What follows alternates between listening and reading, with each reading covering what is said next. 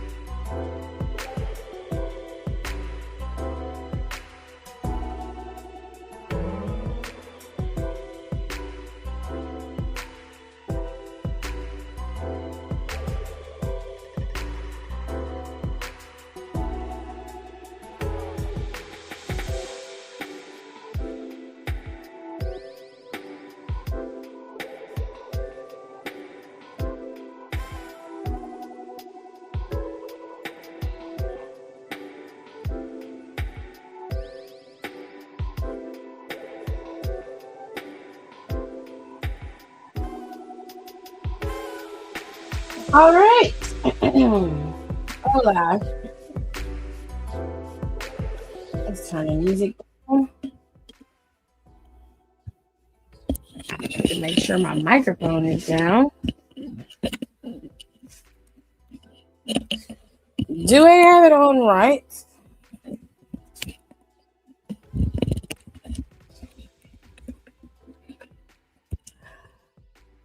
All right. Hello, dearies. Oh, Jesus. Hold tight, y'all. I promise we're going to get started. I can have a paper towel, please. Hold on, y'all. Give me One second.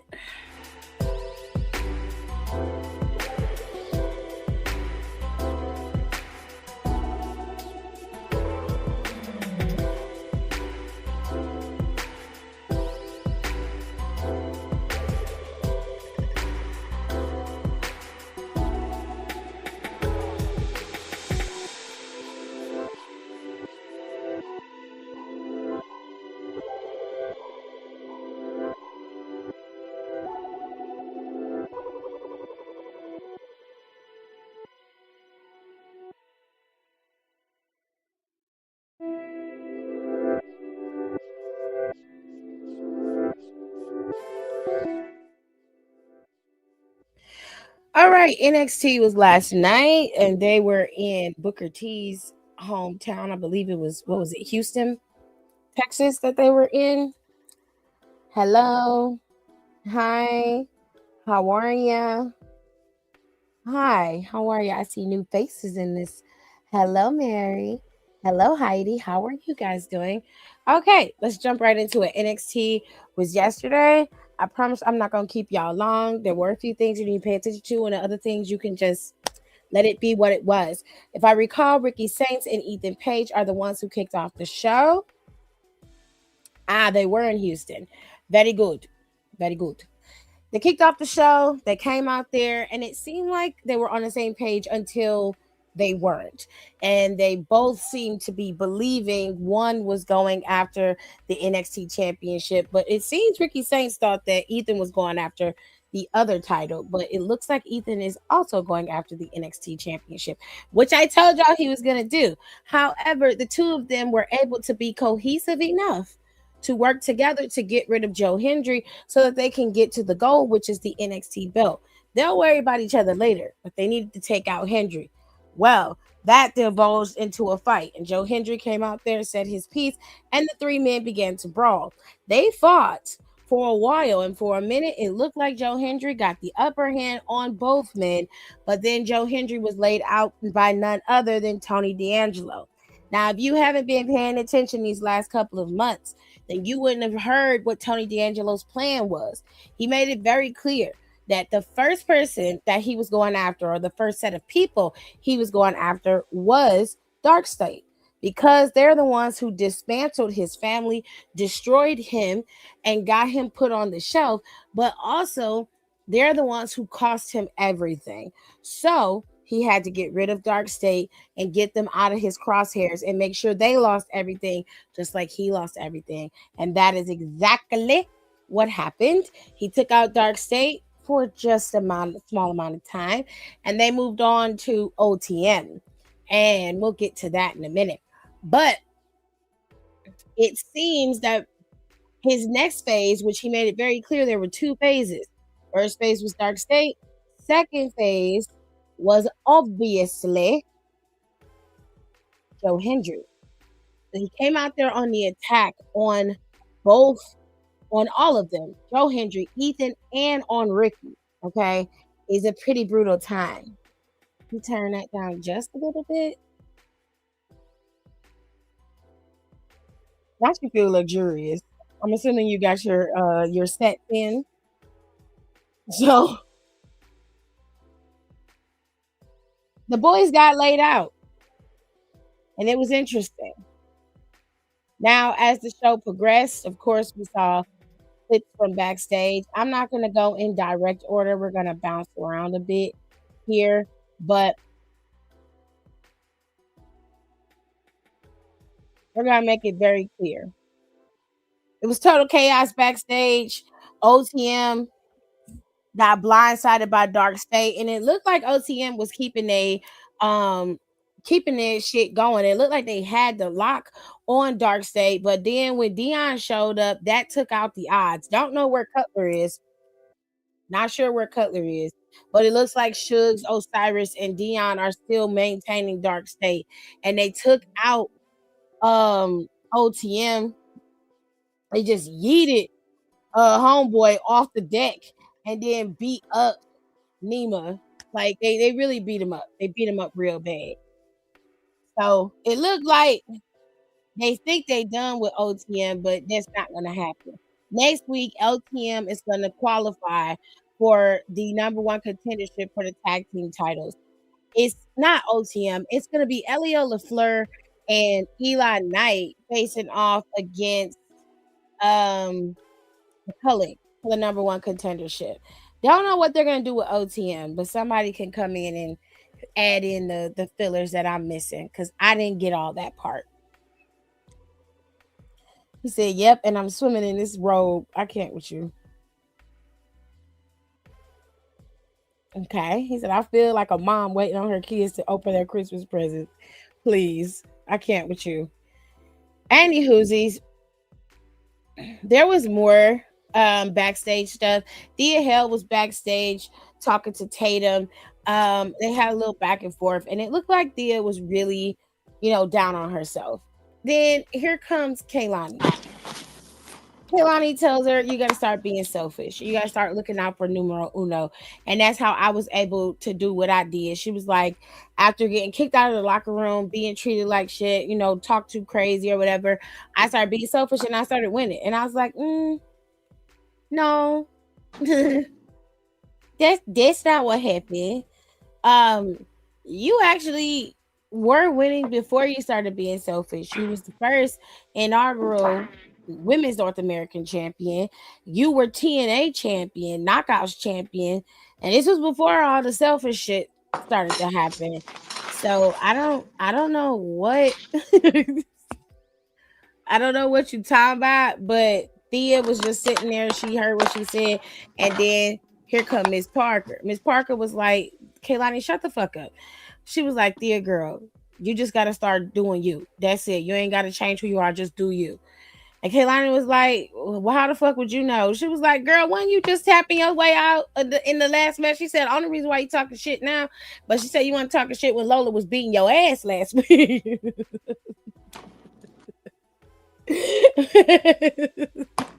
Exactly, because I'd be like, what is Kalani talking about? I said, she just lost. She was like, "Girl, you was But you, a tapping girl last with, time we I saw it." mean, mind you, Lola can fight. That's why, Mm-hmm. that's why I need her to disrupt Judgment Day. Because I she's agree. whiz ass. I'm telling you that is the best idea is for her to be brought up and let her be the disruptor for Judgment Day. I need it because they could cross paths in AAA and start that in AAA and Yep. have that move to the main roster. And you Like could it's have so her, and you easy. could have her brainwash Roxanne. Yep. Be like, you remember that bitch never liked you, no way, da da da da da da da. Yep. Yep. And then she can be like, Raquel, us, like, she's constantly been fucking your shit up. Us real Latinas need to stick together. Mm-mm. She said, you letting this white girl pussy pop with Yes. them 8 cups? Get out of here. No, it ain't go. Yes, Rico. Yes, she just lost.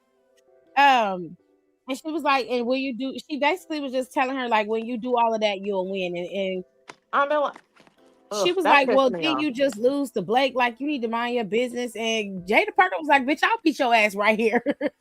So Thea was like, "It's okay, Jada, I got it." She was like, "You lost. Your ass was tapping to motherfucking Lola last week, and you're gonna be tapping out next week." I was like, "Oh," she said, "You got knocked out. Now you finna get tapped out." I said, "Damn." Tia, Tia, Tia, Tia. They was messing her ass up, but it is what it is, child. Now, Vanity Project had a match against the Los Americanos, and I believe it was hey Nika. I believe it was all three members of Los Americanos versus Vanity Project as a I whole. It don't was a remember six seeing this in tag there. team. Um, We were recording though, so. yeah, we were. So I want to say it was. Oh shit, but I'm gonna double check to make sure. So some of these matches I missed. Yeah, I had it on, but I didn't get to see all of it. Yeah. So, okay. So it looked like the big matches of the night were all belong to the women, which I love that. Sean booked a great show. The NXT Women's Championship was up for grabs, and JC Jane faced off against Sol Ruka and Zaria.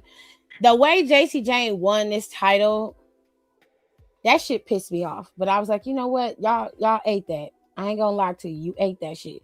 Because that made me so fucking mad. It was such a lackadaisical way for her to retain that championship against two formidable women who could very well be champion, if not future champions. But because Soul and Zaria were so hyper fixated on each other and not the championship, this gave JC Jane the window. Now, JC Jane got beat up. She took control of the match in parts, but for the most part, she was not a factor in terms of controlling a lot. They all were fighting, they all had moments, but JC was laid out for the last part of this match. Soul got the pin. She hit that soul snatcher. She was getting ready to get the pin, but of course, Daria pulled her out. Now, Daria laid her out on the outside of the ring, rolled her back in the ring, was getting ready to get in, but of course, the two minions were on the outside and they interfered. They ended up getting laid out by Zaria. Now, one mistake Zaria made was not focusing on the match.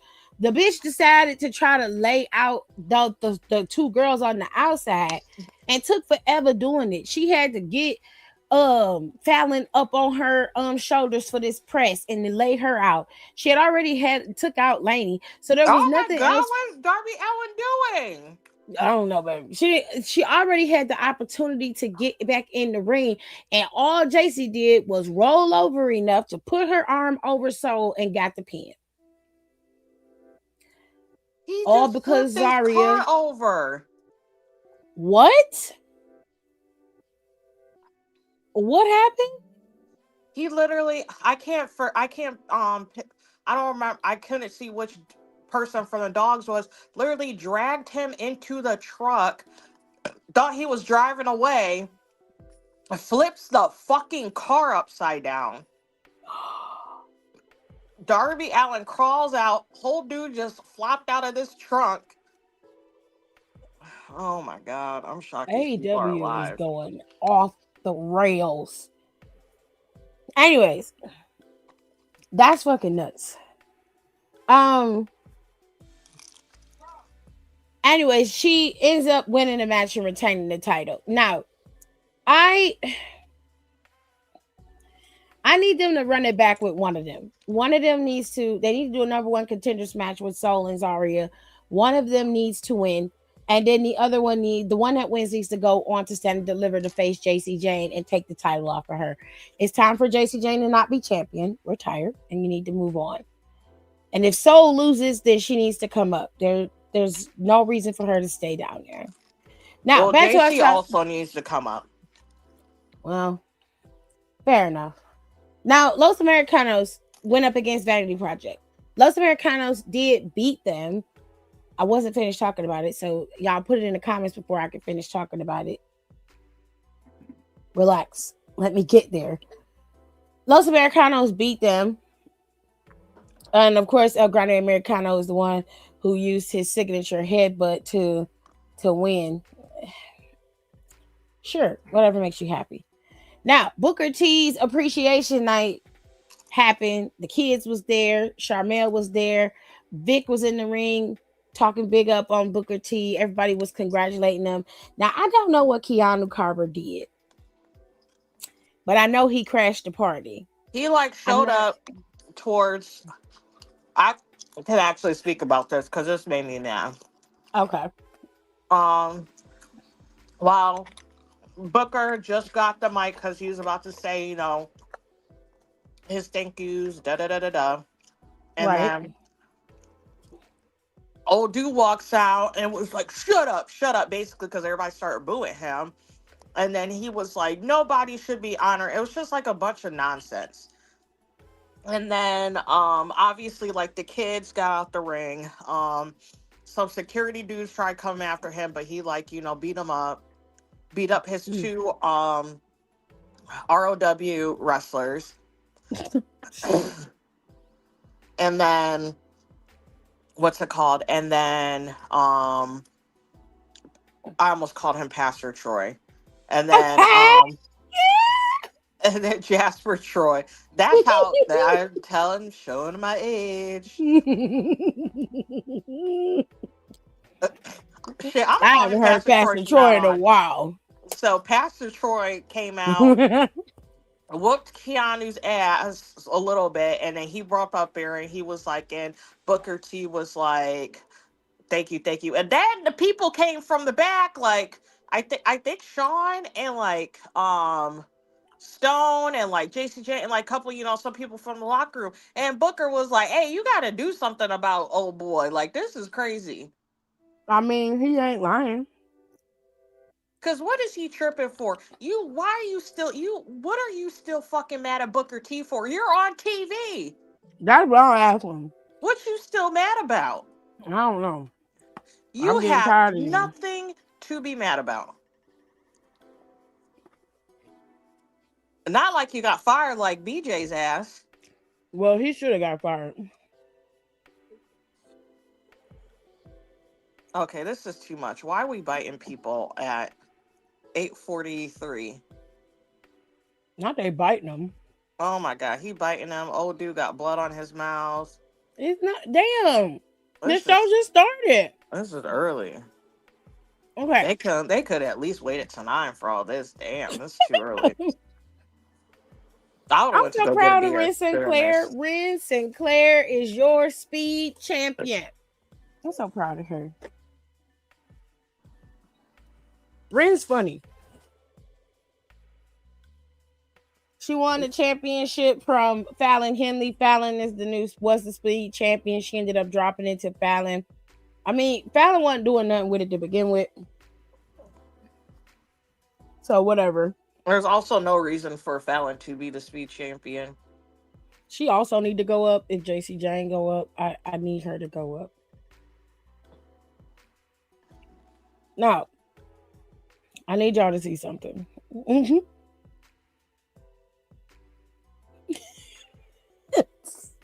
What? This is what Birthright looked like. What did Ariana have on? Because it looked like she ain't got no clothes on. Grande? No, Ariana Grace. That's what I was talking about yesterday. She looked naked. I don't understand. She looks like a mob wife. Okay. She literally she dresses like how fucking Drita used to dress. Yeah. But it worked for Drita because I loved her. Drita's a bad bitch. I loved her. Oh, she's on House of Villains. I know. I was about to say I'm about to not her in New York being besties. Nigga, they besties. I said, but then I was like, that makes sense because they're both. Yeah, and they terrorizing them bitches in there. That's right, as they should. They scared. They are so scared. Them grown men are terrified of Drita. They terrified of Drita. Terrified of her. Anyways, they started a tag team tournament. Birthright went up against Hank and Tank. Jesus Christ. They beat Hank and Tank. The versions of Birthright that went in this match was Stax and Uriah Connors. The picture of them here explains why a lot of look. Not Pastor Troy got me singing left, right, left. No, not the song, Kira. Oh, child. Baby, we OGs now. I know. I kind of like it, though. I kind of work with it. I'm going to call him Pastor Troy from now on. I'm stealing it. I'm stealing it because that was low-key fire. That was a good pull. Birthright is the epitome of I don't know what to do with everybody, so I'm gonna put them together in a faction and see how it works. Lexus King with the cane and the weird looks. Every week he looks like a different version of himself. Now he country. Last week he was rock. I don't know where he gonna go. OG Justin Bieber or Justin Timberlake pop from 2007. I don't know, maybe, but it seems like this little group, this little rag'em tag'em group is working for them because they were able to advance in this tournament against former tag team champions Hank and Tank. Personally, I would rather anybody in this fucking tournament win them titles than these hoes. They And I probably just gonna have a give it to sneaky them. suspicion that they gonna get them damn titles. And the problem I have with that, my biggest problem is that they could have gave it to OTM from the fucking beginning. Okay, you could have had OTM as tag team champions, and y'all keep passing over them, and I don't like that shit. It's pissing me off. I'm so mad about this group. No one's more mad about this group than me. They just look weird together, and there's nothing about them that's cohesive. And the only thing they have in common is that their fathers were former WWE superstars, and they're fucking nepo babies. That's it. I'd have rather y'all called yourself nepo. That would have been a little fire. Something. Nepo would have been fire rather than because birthright. you know who loves being because you know who loves being a fucking nepo baby. Cody. That's true. Because he jokes about it a lot too on his podcast. I don't blame him. Shit. He does it when he has like another nepo baby on there. Mm-hmm. Especially when he and Natalia on there, he was gagged. He was like, "Oh yes, the ultimate nepo babies." Nepo baby.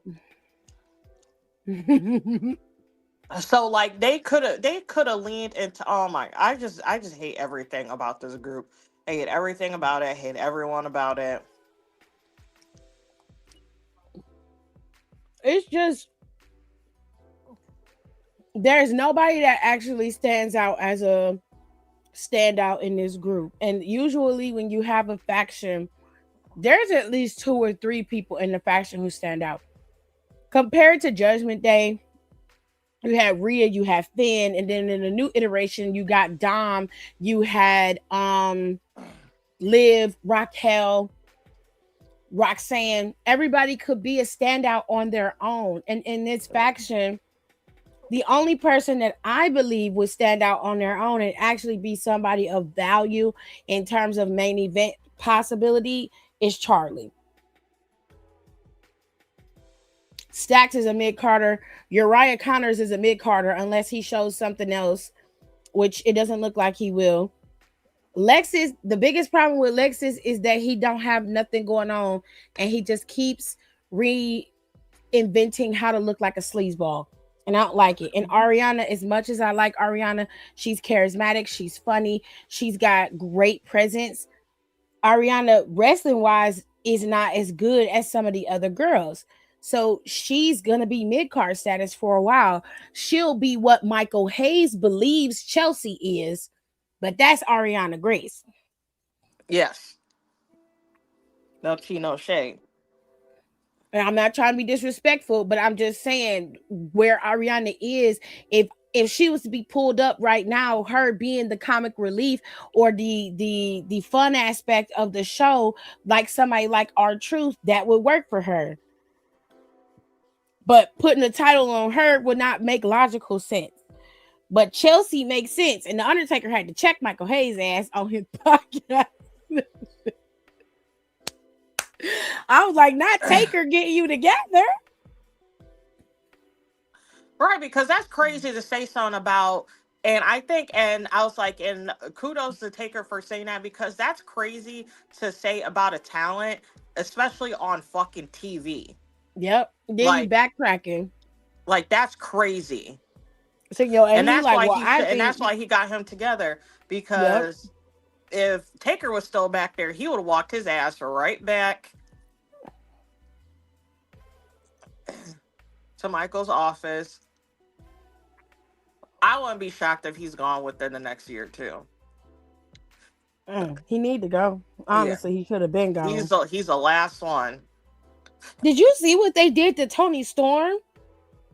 No. Oh my God. They found her in her locker room, head busted in the back, bloody. Is a pool of blood on the floor. Bro, What the fuck? they beat the brakes off that lady.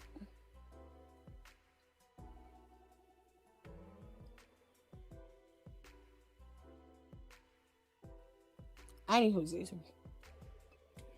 Final aspect of the show, I want to say, was the women's North American Championship. That was a steel cage match. So Tatum Paxley and Izzy Dame had their final blowout, and it was in a steel cage. I didn't get to watch this match, but from what I hear, it's pretty damn good. Tatum beat Izzy, but she didn't get to celebrate long because right as she was standing at the top of the key, Blake opened the floor. Blake came up out of the floor, grabbed Tatum, yanked her down, beat her up, I'm assuming, and then popped up and held up the North American title. Tatum didn't even get to rest for 5 minutes. Poor Tatum. Now, the last thing you saw was y'all favorite glamour girl, Blake Monroe, holding the title while standing in the flow. She was still in the flow. Right. She was still in the flow, baby. So that's how the show went off.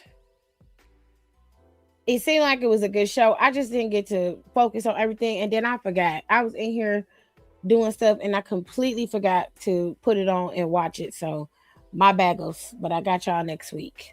Anyway, if y'all missed out on the podcast yesterday, you really missed out on a good conversation. Shout out to everybody that was in the comments of the podcast yesterday because it was a good time. We talked about Matt Cardona and his tanning habits. That's so wild to me.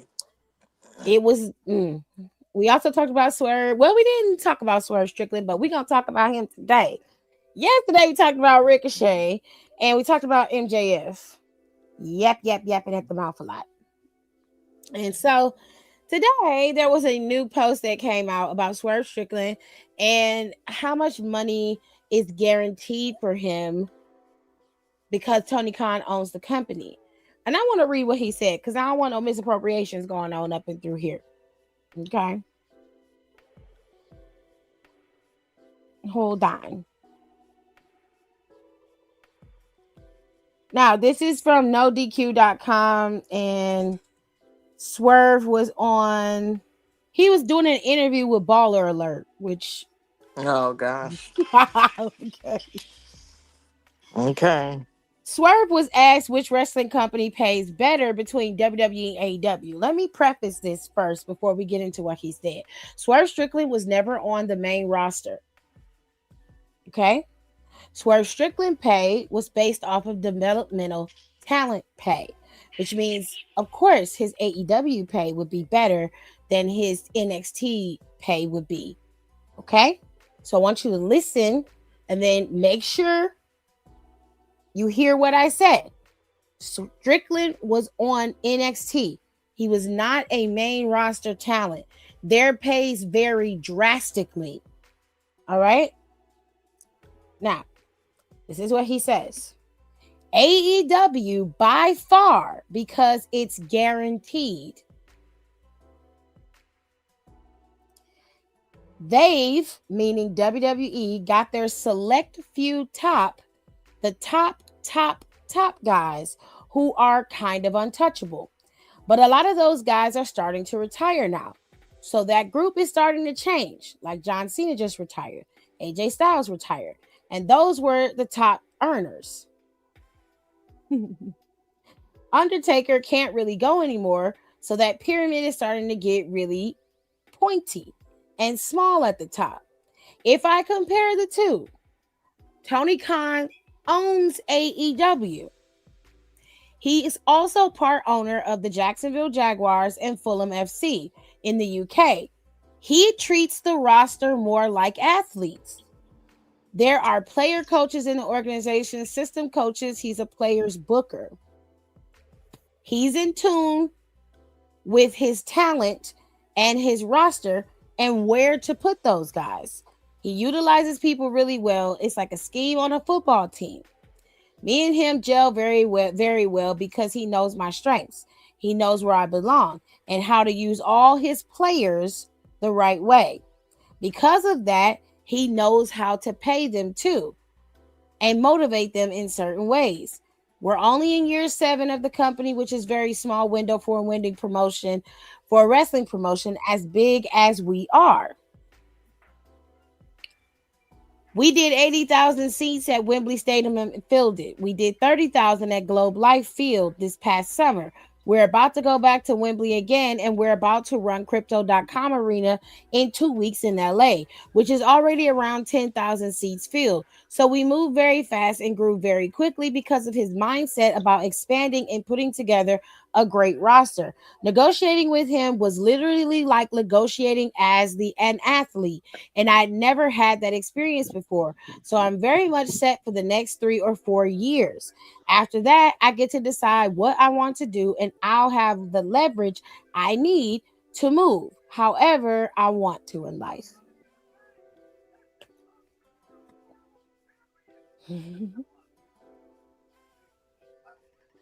I feel like that was just like a whole lot of words just to say that Tony pays me a lot of money, which is Literally. nice. Literally Just all say he that. said. Just say that. But this is the thing. The problem I have with the statement is that he says the money is guaranteed and he's comparing it to athletes. So, since we're comparing it to athletes, let's compare it to athletes. The athletes that Tony Khan actually pays in the NFL, none of them have fully guaranteed contracts. In football, no football player is going to get all of their money up front. It just doesn't happen. Now, it happened once with Deshaun Watson. That was a mistake. It was made by the Browns. Let that sink in. We're moving on. Now, no football player gets guaranteed money. Which sports get full guaranteed contracts? Fully guaranteed contracts in basketball and baseball. Basketball and baseball. So soccer And players. F1. Those are the only. Soccer, F1, full basketball, and baseball. Those are fully guaranteed contracts. Great. Now, Tony Khan is part owner in the Jacksonville Jaguars. His father is the owner of the team. He works. Also, the fact that I'm sorry to bump into you. The fact that he mentioned that soccer team when a few years ago the soccer players like either aren't they like striking or so they struck because to get money. The stadium, their pay was shit. The stadium was shit. So like as soon as he said that, I'm like, they don't even pay those players. This is my problem when you have somebody who only lives in a wrestling world. You don't have the knowledge to talk about what you're talking about.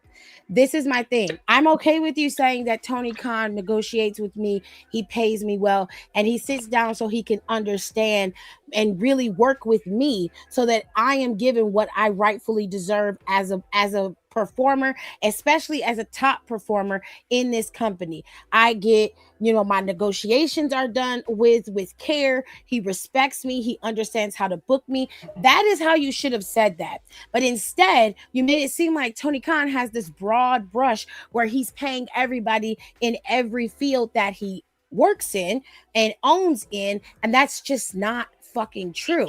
Furthermore, your analysis of WWE's pay to AEW's pay is based off of your past experience in NXT, not on the main roster.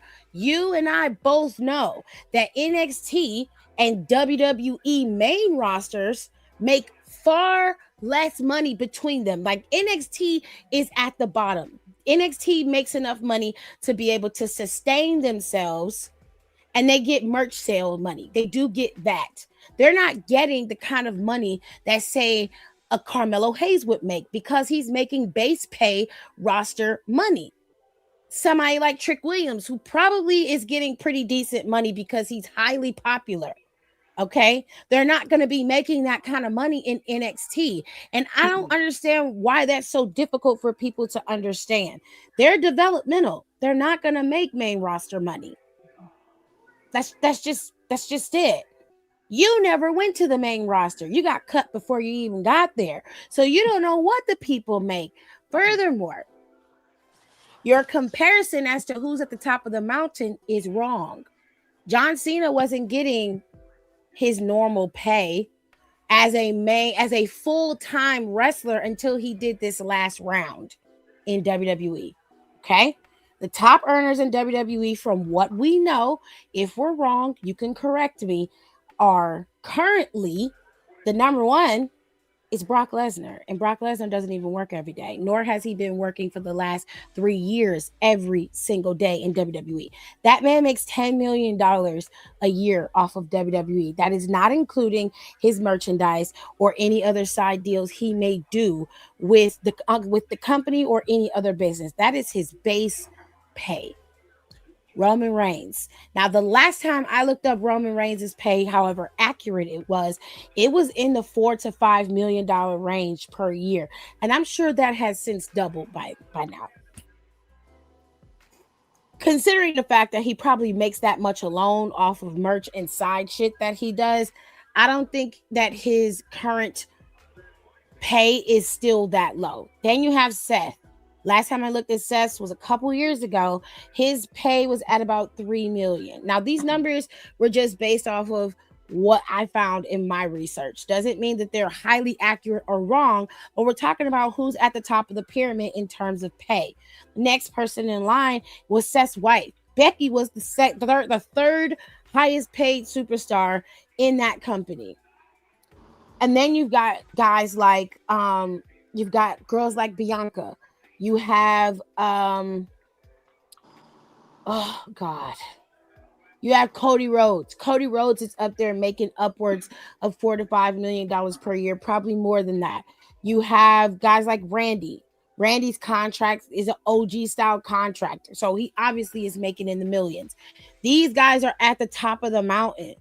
Okay, you got the Rhea Ripley's at the top. Of course, Liv Morgan's contract is probably bigger. Like I said, Bianca Belair's contract is bigger. Io's contract is probably bigger. These are your top stars. These are your upper echelon stars. You want to talk about the pyramid? The pyramid did not start with AJ Styles and John Cena.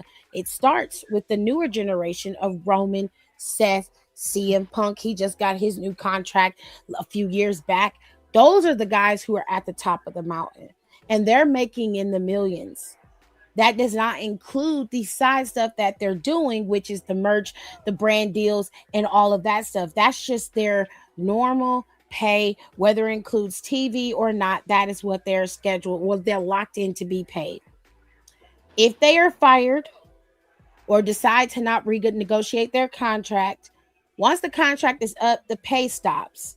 So technically, WWE's contracts are guaranteed unless they decide to cut you. Even when they cut you, 90-day window, you still get your money on your contract. You still get paid. I'm not saying he's wrong for bigging up AEW, but he has to say it correctly because it comes across like WWE doesn't pay its superstars and AEW knows how to pay them well and knows how to use them well. I'll ask you a question. Ask Taya Valkyrie and Deonna Purrazzo how they feel about that. Because it's a different story with different superstars. You're at a certain level in this company, so it's going to look different for you. And that is the part that we were talking about yesterday when it came to MJF. A lot of y'all have a skewed view of what this really is, and you only looking through the glasses that are meant for you. You don't care about how it looks for anybody else. Then you go out and you speak for everyone. You're sitting there and you're speaking for everybody when your experience is much different from everybody else's. Now, don't get me wrong. You had to go in the trenches like everybody else did. You had to claw your way up. But you're in a position now where you can leverage your popularity, your fame, and everything to get what you want. That's what negotiations are for. So, of course, Tony Khan is going to appear to respect you, want you to stay, give you what you need because he needs you to be there because he doesn't want to lose you to any of the other companies. He doesn't want you going over there making money with other people.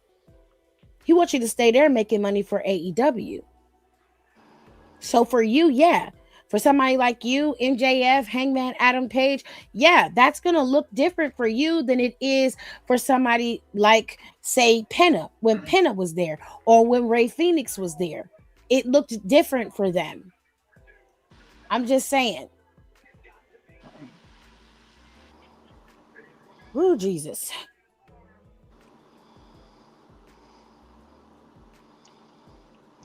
It's a mess. Anyways, I mean, it's like good for you, Negro, but not Negro. Remember, he doesn't want to be looped in like that. He wants to be separate. Well, he was on Baller Alert, so he must want to be looked at like something. Because Baller Alert is for Negroes. He only need the culture when, he need the culture. Then it's I'm black when I need to be black. It's all right though. Did y'all know that Mickey James was a stripper before she started wrestling? no. Mm-hmm. She was sitting down with Chris Van Vliet and she was talking about how she was sitting down watching wrestling. She said it was like during the Attitude Era. She was sitting down watching wrestling and she said she was stripping at the time. She was a dancer. And it seemed like it really was a dark time for her. And she said that she was dancing and she was really into wrestling. She said, I want to do that. And they called her up to dance and she couldn't go out there. So she sat there and she was like, I want to do this. It's make it or break it. And that was her start into getting into wrestling. Started out as a stripper. And I said, go ahead. Live your best life.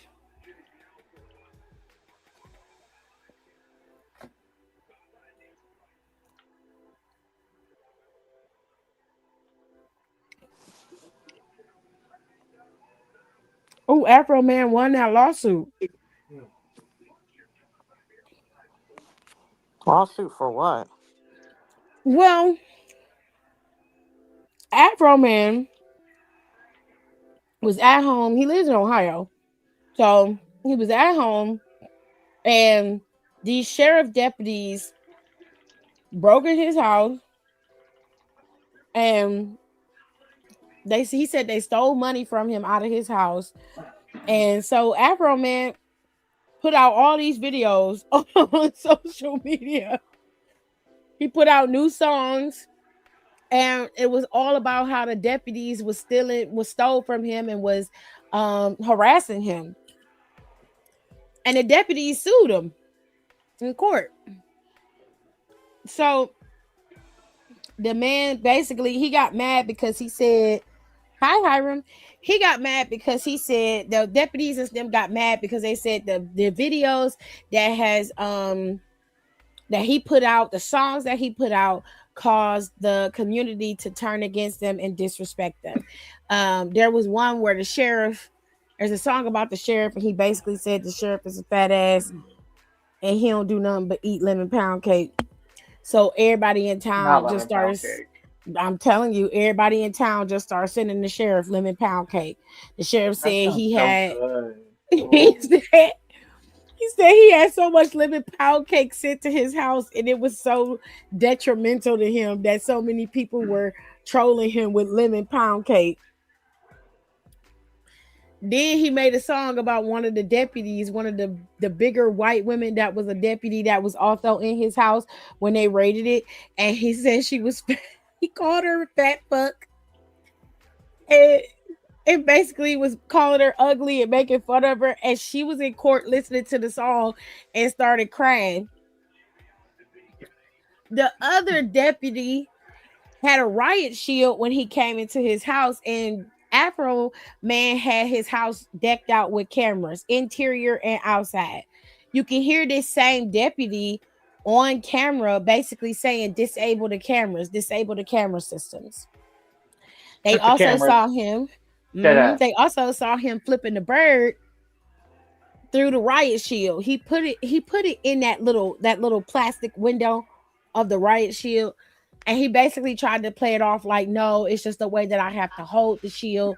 And because y'all don't know how I have to hold the shield, you would think that I'm flipping it off. And I'm like, so you cupping the shield with the back of your hands? Like, nah, bro, that's not how you hold it. But anyway, then they had the court today. Afro Man testified. He told them that he had nothing to hide, but they came in his house, bum rushed in his house, put guns in his face. He said he had money in there that they confiscated and never gave back. They stole that man's money, and he wanted his shit back. They wouldn't give him his money back. They kept giving him the runaround, told him he had to wait till due process, and they never gave it back. So Afro Man started a campaign online so that the sheriffs and everybody in town would know how shady the police department was.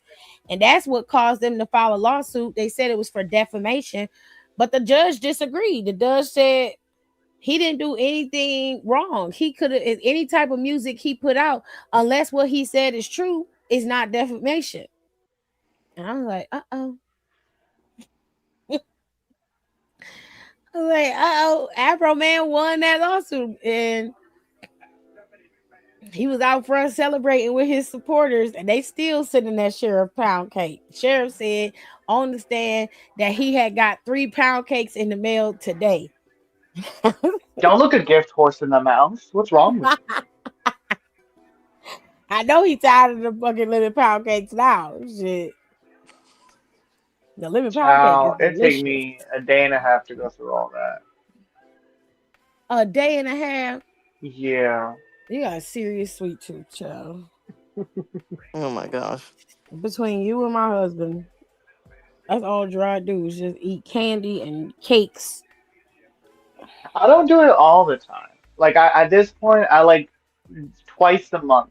I'll maybe buy something sweet, and then I usually try to pace myself around. Like I'll indulge once a day or once every other day to make it Oh no, you last. can't have nothing sweet around Gerard because he gonna eat it. I forgot about that tweet Javon sent to Ricochet that they made him delete because he called Tony a crackhead. I mean, it's not Honestly, wrong. that might have also what triggered him to go down this route. Also, did you see apparently Samantha deleted her social media? They're sending her death threats. I don't like that. Why I is don't it know that every why. time that Ricochet do something, it's like always her that's No, getting they've some been type of attacking her for a while. yeah. And then it got ramped up and it is because of Ricochet, because of what he said about MS, about the person, like that's why you have MS, and they just started attacking her and sending her death threats, and I was just Yeah, like, which isn't right. I'm And like, what then are you? some people are like, well, some of these fans were too mean. I literally saw her tweet. All she said was, he didn't get that much better at acting. I mean, How are you going to no. take that and flip that? Oh, I'm glad you got MS. What? That is so beyond so many levels. Like, you didn't even have to Yeah. go that far. That you went straight to hell for no fucking reason. I said it yesterday. You gotta pick a lane, bro. You got to pick a lane. Because if I was petty, I would be that lady. I would low key get a lawyer or act like I got a lawyer Yeah,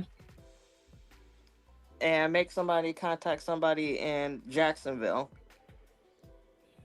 period. Cause you ain't about to fuck with me because because you're fucking triggered about being bald still, nigga. If you don't go to Turkey,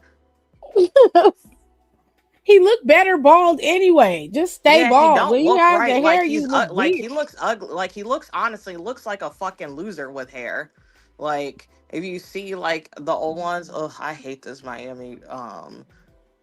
Oh, this Miami track is so ugly. Oh my god, this He's spark is just so he's just fire. such. He's one of those people. So I'll use B. Jordan for example. Like like that one thing that went viral a couple years about that lady who was, which hindsight, I'm pretty sure she was probably like a bully, like whenever they were like in high school or whatever. Now, Yeah. and then he like called her out, which I think well, I still stand by, because people don't, that's the thing with like people who were bullies in that time, or bullies when they were younger, and they don't want you to, they want you to, oh, forget about it, and blah blah blah, but you literally traumatize fucking people because your ass is insecure. Mm, That's a whole yeah. nother thing, because that's basically what it is. um but it's like, okay, like it's like, bro, like go to therapy. It's I'm serious, because obviously something is wrong, and he's just has so, and I don't even think some of it is even like him like being in character, because no. what did he had like some interview, and he was going off and on talking about he was so embarrassed about his time and WWE and blah blah blah. So you couldn't be that embarrassed because you were there for over 5 years. At this point, it becomes a dead horse, and I'm just Yeah, like, it's all just right. like shut up, and it's like there are other people who have had it worse who have left, and I would, and we are like, okay, yeah, you need to go, because that was, they wasn't doing they wasn't doing them right. That 100% happens. And um I agree that he had the right to leave however he pleased. yes. There's nothing wrong with that. I'm just saying, like, why can't you just enjoy where you are and stop wallowing in that? Yeah, like he has to, like he is so, like, and I don't know if they like make them like drink something when they get there, or like so many, and it's weird because they have such venom and such vitriol for people who leave there and go to AEW, but then Yeah, don't fucking say a peep when it's the opposite over. true. So like what doesn't matter, and like but then like you'll talk to like wrestlers who are like in WWE, and you would ask them about it. You're like, well, I think it's great that there's competition, great that there's more, jobs for people. Literally, Chelsea helps people who get released get jobs at AEW Yep, she or do. other promotions or X, Yep, Y, and Z. yep. So I just don't understand. It's like such a little brother syndrome. And it's I not think all he of them, just and wants it's to not be all of them over over there. there. It's just a select Yeah, few, it's just but a select few. that select few is so loud though, It's loud. unfortunately. Yeah, I think he just wanted to be over there in AEW. Honestly, Which like is fine. I think he felt like he would just have more fun there, and he could kind of do what he wanted to do, and it wasn't so restricting. And I'm like, if that's the case, then that's cool. And if you felt stifled in WWE, then just say that. I just felt suffocated there. Yeah. And I think that, after some time with new people being in charge, without certain people being there, things will begin to be a little bit easier for people to be able to, kind of spread their wings and fly. But for me, I think being in AEW is just a better place for me to go. It's simple as that. You don't have to do all of this. My soul was dying while I was working for Yeah, like shut the WWE. fuck up. And it's like, Jesus, like if that's the case, you could have just quit. Like Mm. Sasha and Naomi walked their asses out. They were tired. And I And low they're key like, got on Alistair's ass when he was like started like boohoo. I said no, no, no. I said they treated you real well. Your majority of your time you're at AEW. Don't start. It was that mm, last 20% that wasn't that great. well, But obviously he's allowed to feel that way. But that's what I'm just saying. Like again, it's like just so nobody doesn't try to act like that we're being biased. No, and I don't have a problem with any wrestler saying how they feel. It's just when it becomes so repetitive or it's just becoming your personality. That's what I don't like. Yeah. I don't, and sometimes it feels like that with MJF, like, but he's not like bitching about WWE, but he is like constantly shading them. And I'm like, well, if you're happy where you are, then talking about WWE, especially a place you've never worked, is just it's weird. It almost is if you wish you had worked there.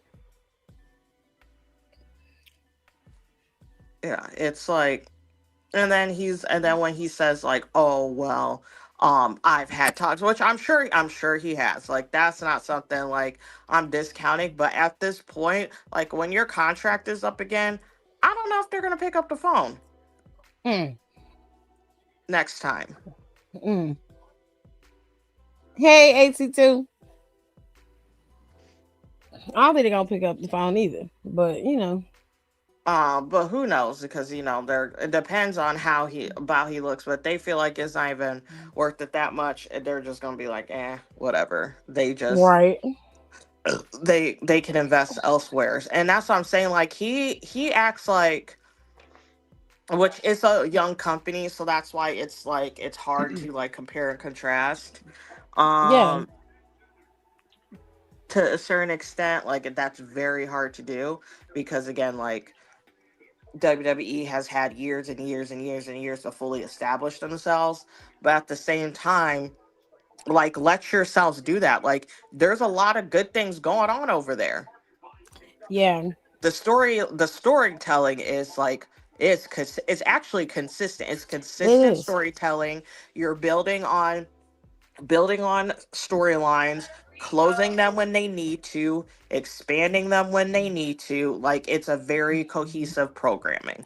And like you have like the right players and I'll mention this because I feel like we were talking about this like in the group chat like but then you have a lot of some people like in WWE when they restructured just don't fit the mold and I unfortunately think Deanna Prazo is one of them. Yeah, Like she's Deanna Prazo is no slump. Like she should not be on these interviews and these podcasts fucking begging to be on TV. And that's the same thing with Taya Valkyrie, like online begging to be on TV. no, they shouldn't. I mean, these are former champions. Like Deanna Purrazzo's what? She still got the record, longest reigning TNA Knockouts champion. Um, I think so. I think she still has that record. One of the best knockouts champions of this era, to be honest with you. She was a Real former Ring of Honor women's champion. Like she's former no Ring of Honor fucking champion. slump. Mm-hmm. Yep. And everybody knows Ty Valkyrie did all of her grunge work in Mexico, left there, and just became a star everywhere she went. And she didn't really get a good shake in NXT. But personally, I think she should have went to the main roster instead of going to NXT. I think that both of them should go back to WWE. I think now is the right time to go. They're Or not Deanna should go restructuring. back to TNA at least. She can go back to TNA. Um, but because WWE has that partnership with TNA, I feel like that's a doorway for her to get back to WWE to get into the main roster. I don't need her to be in NXT. Taya Valkyrie as well, and Neither one of them don't need to be on NXT. I think Taya agreed. I think Taya should go through AAA and go back in Yep. through that way. Because I AAA think needs somebody like easy Taya right segue now. for her. Yeah. Speaking of Okay. Deanna, have y'all seen that ad of her talking about some college? Yeah, it's Yeah. SNHU. It's accredited college. It's just an online college. I first saw that commercial scared the shit out of me. I said, "Oh my gosh!" I said, "Who?" I Mm. said, "Deanna, what is this?" That was the school she went to. Oh, I was like, "Oh," I was like, "Good for her." TNA has fewer people for Deanna to wrestle, and that would be cool. I will only keep her down there to help reset that knockouts division. I wouldn't keep her in TNA long, honestly. I would immediately pull her and have her anchor SmackDown. I'm dead ass serious. Yeah. Yes, I need Frankie Monet back on my screen. I need her to be called Taya Valkyrie. I can't. I know I she need liked her that to be name. called Taya But she Valkyrie. needs to be called Ty. I don't. But they get I don't weird like about the Frankie. Valkyrie name, so she probably have to be Lyra Valkyria. well Lyra's original name was Valkyrie. It was Valkyrie. That something I don't know something with that. I don't know if something with Valkyrie has like hard I trademark don't think they can issues. trademark it. Yeah. Yeah, so like They can call her Taya Monet if that's what they want to I call don't. her. Oh my god, there's so But many her name should just be Monets Taya. Just and let it be a one name. yeah, or just call her Taya. I Yeah, don't know. just call her Taya. Oh, nice. I thought I was the only one that get them ads. I was so confused. No, those are nationwide. They go out and they're nationwide. Those ads pop up during WWE shows.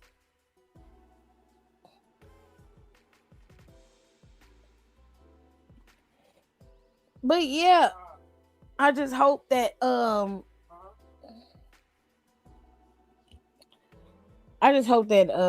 in the meantime we get some decent television out of WWE. It looked like Friday we're gonna be asking a question of who was Randall Keith Orton talking to on Monday when he got interviewed by Michael Cole. Tamina. Shut up. There was a bunch of people. People was like it was Alistair. Then they said it was Sami Zayn, and then somebody said it was Kevin Owens. Which I think it was KO. I wouldn't mind it if it was Kevin. I don't think it was Kevin. No, I think it was The Rock. Ugh.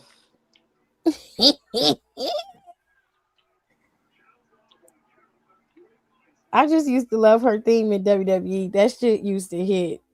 I don't even remember what her theme was, honestly. What? Whose I don't. thing? I don't remember her theme either. Taya's theme when she was Frankie. Oh, that one did slap. I do miss that one. I don't remember that at all. You The, know whose theme slaps, and I feel like it just doesn't marinate with anyone is Who? Tatum's. oh, I Yeah, love it Tatum. does. I was listening. It was like I a few rarely months listen to ago. them. I was like, this is a good, and I just randomly like, I don't know. She like came. I was like, wait a second, this is a good theme. They give random ass people good themes. Yeah, they do. Literally. Yeah, They give because Carmen's random theme ass is the people bop. good themes. I don't like Blake's theme. I don't I'm like not- it I either. do, but I don't at the same time. I I don't don't like hate it. it's something about it. Honestly, I wish It Kit's does. theme was what Blake has in terms of the style of it. I wish that was something Blake would get because that was what I was picturing. But it who's just Kit Wilson's theme. no, that's too girly for her, I think. Even though she That's what is I very wanted. girly. I don't even know I don't know. I feel like she's kind of a hard team person. They low key like her somebody with for like with her like I mean yes like Kit will like I would have like you had to like commission a song like a something like Stephanie McMahon's or something. Oh, Like where somebody actually made it yeah, for her, like yeah, a like artist made her theme. yes. Okay, who are Not you gonna just like get? a wrestling, just not just like a wrestling singing theme. Like stay hire an artist to do the theme, Who are like you gonna type of pick to theme. make it? I Like have what no artist? idea. I have Okay, to think pop girl. about it. It's got to be pop style, or you want it to be something I don't like a necessarily hybrid. want, even though like she is very girly. I don't think like even though she did come out to Ariana Grande on the Indies. So no Ariana, no Sabrina Carpenter. No, Sabrina's too on the nose. There's too many bitches back there who kind of look like Sabrina anyways now. It Fair enough. wouldn't work. What about like Charlie XCX, something like that? Yeah, it would have to be something like like a hyper pop. Like it has to Hyper be pop. like a pop. Give Yeah, her like it's gnarly. pop, but it has to be aggressive, like a Give her gnarly. Slater. Ooh, Actually, that's a Slater's a good good one. one. Like a Who? Slater, Charlie XCX. Who's this Okay. other girl? Or like a Kim Petras. Oh, Like Petra's is cool. I don't have a problem with yeah, like her. it needs something like it's pop, but it's like nasty. Like it's like bad girl, like When she comes out as the crazy woman of shit. hell, I feel like her theme should change. Does it? No, it I never feel did. like it should. It should. It should get real dark. She should come out to something like Rico Nasty and be real loud. Oh, she Yeah, didn't come but out. her theme Oh was my the god, you know same. what theme would so be good for her as whatever the woman for hell, even though I don't want it to have a separate theme, is Tia Tamira. Yeah. Okay, that's fire. I haven't heard Tia Tamara in so long. I listen to that song once a week. That is one of the I'm serious, like conceptual wise, that's one of the best hip hop songs conceptual wise in like the past 10 years. I liked Tia Tamara though. Literally watched her come up with that beat on a live, which is crazy.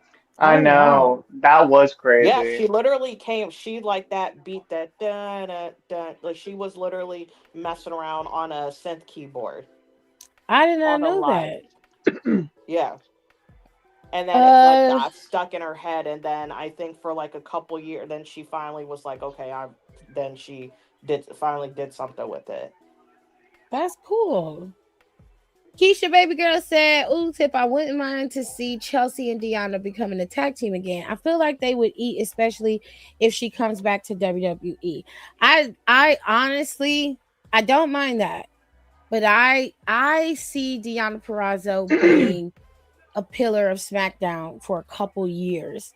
If she ever was to come back and they really put the company on her back, Deanna was that girl. It would be you would anchor SmackDown with Deanna, Chelsea. I would move Bianca back to Raw. Yeah, And I would put Montez on Raw with her because they're a couple, they go together. I would anchor SmackDown with Chelsea, Deanna, let Rhea stay over there for a little while, and you can have her pull back into the mid card with that US title maybe for a bit. Um, I would also I would yeah. build up Because Rhea needs to get off her Julia. own. Yeah, I would build up Julia, and I would move Julia to Smack to Raw, and I Yeah, would bring Roxanne over to SmackDown, only because I need SmackDown's core women to be to be able to fight. Like I need them to be able to go at it. And I feel like if you set the pieces with Deanna and Roxanne, you let Roxanne be the one to dethrone Deanna if that's how you're going to set it up. But both of them need to be there. You already have Jordan Grace over there. You can move Jade wherever you move her. She'll do whatever she needs to do. She's not a factor to me. Not in the sense that she can't do it, but she's not a set piece to anchor a show on. I'm not going to what's strap the up? show to her back. I'm just not going to do that. To who? I want Deanna Perrazzo to be one of their lead out girls. And you need to, if you're going to give Chelsea the Rocket, I would have Chelsea win Money in the Bank this year, first of all. Let her have Money in the Bank. She's going to be a riot with that briefcase, and you're going to have a whole year to terrorize whoever is champion. She I can raise I will raise Chelsea being I because I would rather someone else be Money in a Bank. I would make her Queen of the Ring though. Are they still I doing forgot King about and Queen of the Queen of the Ring. Yeah, Ring? When did Yeah. they do it last? they did it last year. I don't fucking remember it. Who won? I don't Jade remember. won. It I just mean, took they her did it not forever too to get the damn long. title. Oh, she did win Oh, Queen of she the did win Ring. it. Why did Yeah, I either Because forget I would that? have her because it do. took I her would five either months to have. win the belt Yeah, I would. after she I would won. have her either win Queen of the Ring or that fucking big ass. what's that Saudi shit that they do? Crown The Jewel crown or jewel champion. But you No, gotta be no? no, I don't champion to want be her able to to do do that. that. She can be have her be queen of the ring. Have her be queen of the ring. Oh, yeah, well, that's another gimmick she'll do well with, honestly. Yep. Have her because she will turn that into a gimmick. She'll turn it into Queen, merch. president, She'll go I champion. from would, I president to would, queen.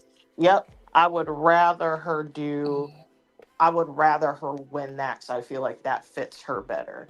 I Um, would say because I felt like we haven't had like an up and coming girl get Money in the Bank, except and for I rather Tiffany.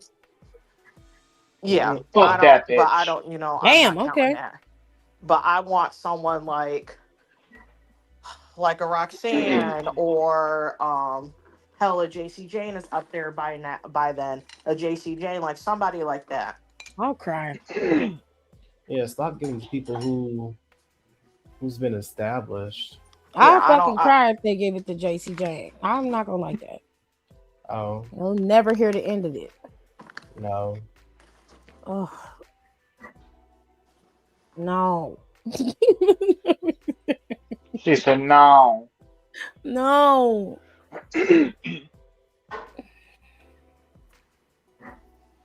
Right on that damn chair. Mm-hmm. It's just But like that's it. what I wanted. I wanted because we was talking about it in earlier because Ooh. Deanna was on a podcast and she was talking about how, she bled Ring of Honor, so she doesn't mind going back to it. And I was just like, I mean, she was like, I don't mind working my way back to the main roster. And I was just like, I don't feel like you should have to do that when people like Megan is out there and she's not even close to where Deanna Purrazzo is. And they have her on TV weekly. And I was just like, I think they're doing Deanna Purrazzo a disservice. She got one feud with Tony Storm, and then it was Dunzo lights out for her. Like I don't even think she went up against Mercedes for that TBS I title, don't think she did. No, she didn't. and she should have been one of them. Should have had a whole feud with her. That would have slapped. That would have went hard.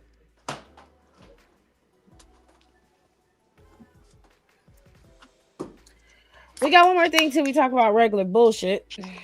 Now, look, WWE seems to be, scrambling. At least that's what they tell us. Y'all know that there's the war in Iran, and it don't seem to be slowing down. Just yesterday, they announced that they killed one of their. I think he was a second or third in command. He was one He's of your their. second in command. Yeah, he was one of their chief strategists, and he was one of their top. He was their top negotiator. He was murdered along with his son and his assistant. All of them were killed. Now, because of this, Iran is making it very clear that they ain't stopping doing what they gonna do. They gonna keep this thing going until they win. That's it. And the US is out here announcing that they've won the war and that they're getting ready to wrap things up. That is not true. Now, what you have to understand is how this directly affects WWE. It's because the WWE works with the places that Iran has been bombing, Saudi Arabia being one of them. Riyadh suffered an attack not too long ago, and they have been locking shit down. So going over to a war zone area or a possible war zone area is not smart. You will put your superstars in high danger of being killed. So the WWE had to have some conversations with their Saudi Arabian allies about the next set of events heading before we get to SummerSlam and after, because Night of Champions was supposed to happen between between Clash in Italy and SummerSlam. They were supposed to have Night of Champions, and that was supposed to happen in like June or July. Now they don't know if that's going to happen if the war continues on. So they're scrambling because they're going to have a contingency plan. And if the war lasts longer and goes all the way out until next year, They have to have a contingency plan for WrestleMania as well, and the other pay-per-views that they were scheduled to have over in Saudi Arabia, because no safe place is safe there. So they say that the long game is for them to return to Saudi by June. However, if the war continues, then they will have to pivot and change their plans. They might as well just You can change change the those plans, plans child. now. So again, so sorry, another F1 mention. F1 has like a lot of ties and a lot of races in the Middle East. The champion, literally like the championship decider, um the last race of the season is and has been in Abu Dhabi. They Mhm. have Abu Dhabi Grand Prix. They have a Qatar Prix. They have another another shot. Okay, I said Bahrain, Qatar, Saudi, or whatever. So there's like four prominent Middle East. So they always have like two Middle East tracks like in the beginning of the season, and then they have the two towards the end, which is Qatar and Saudi Arabia. The two that are in the beginning of this season just got canceled last week. So it's Bahrain, because which they literally just got done from testing 3 weeks ago, and literally like a day or two after had wrapped up testing. That's when the bombing started. So they like just escaped it, and there was a point where there was still a lot of equipment that, because you know how a lot of people were getting stranded and like Duhan and all that other shit. Well, they Yeah. had issues with equipment possibly not making it all the time, because not only because of that, but it had to go all the way to fucking Australia. Yep. So, Because they had to but reroute it. yeah, so they were literally rerouting. And there's also like this weird rule, like what, like your first day there, like you're not allowed in your garages past like a certain time, but they extended that because everything was so delayed. But they canceled those two races, and it's also been like sneakily talked about like around like certain like, I don't say pundits, but people who are like around, like, around like the backstage shit, that they're Hmm. already trying to find replacements for Qatar and Abu Dhabi, because they think they're already going to have to, and they can't get rid of those two races. They can't just be like, oh, we're not going to have those, because those are the two. They're two out of the last five races of the season. They have to have Hmm. them, especially they're already losing two. So WWE, you might as well start figuring out now, because it's probably not going to happen. This war in Iran isn't going to be over in a few weeks. I can guarantee you that. That not only affects these WWE plans, that it also affects that merger with Paramount Plus. You see, the backers for mergers, Paramount Plus, and that WB merger, all of that, a lot of that money was tied up in the Middle East. So if that fails, if that particular merger does not go through, then you know why. Because Iran is sitting back playing the long game. WWE, I mean not WWE, but the government, U.S. government is just bombing shit. They don't have no strategy. They don't have no And they've clear already plan. hit some pretty key sites in the area too. Hmm. So the U.S. really doesn't have much in terms of air defense. Yeah. No, and that's the And problem. You can't. also, They can't travel. That airspace is blocked off, but it's dangerous when you're in war for you to be traveling overseas. So WWE have to do something, and they're scrambling because they ain't got a few months, and the summertime is coming, and you supposed to have that shit booked out for the year. There's no way they're gonna be able to guarantee a venue space big enough in a big city for them to have Night of Champions. They're gonna have to go somewhere they normally wouldn't go. Go ahead and pull back out that Thunderdome. Put it to use. or you can go or they can book like, they're able, that's what I mean. Again, that's expensive. You can't really just like pre-book out places. So I do understand that, but they need to figure out a place for Night of Champions. Honestly, just have it in fucking somewhere neutral, like have it in No, aren't they Come going to on. Italy for something this year, or did They're they going just to come? Italy for Clash in Italy. That's in May, on the 31st of May. That's where they going. Honestly, just have something else. Have something in France. Have it in a neutral, and you'll probably honestly, probably wouldn't be that bad for you to book something last minute, or even in Canada Or you Refuse. can go to London. or London. Like you go one of them neutral ass. Honestly, I would do Canada. I was just doing it in Canada. I feel like that might not. All depends on time of year though, because they got chill with hockey. Um, Mm-hmm. but yeah, that's like you Oh, like God. y'all need to start coming up with some backup plans. Cause I don't think this war gonna be over anytime soon either. I'd be shocked if it is because of the lack of a plan and the incompetence on the United States part. They're playing chess and Iran is playing checkers. And by the time, well, Iran is playing checkers and WWE's, well, the government is playing checkers. By the time they figure out what the hell is going on, it'll be too late. And It's they gonna have that place blown up.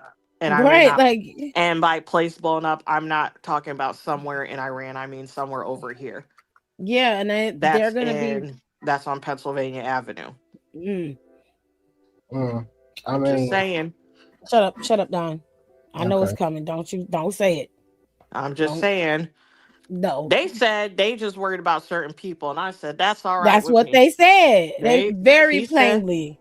they said Because they You are, and I the say problem you is do what you got. This gotta is not do. my business. we It's all not have my. social media, so like We they all know do. what's going on over here. Yes, they do. It's not oblivious as to before. They're like, oh well, Yeah. all y'all stick together.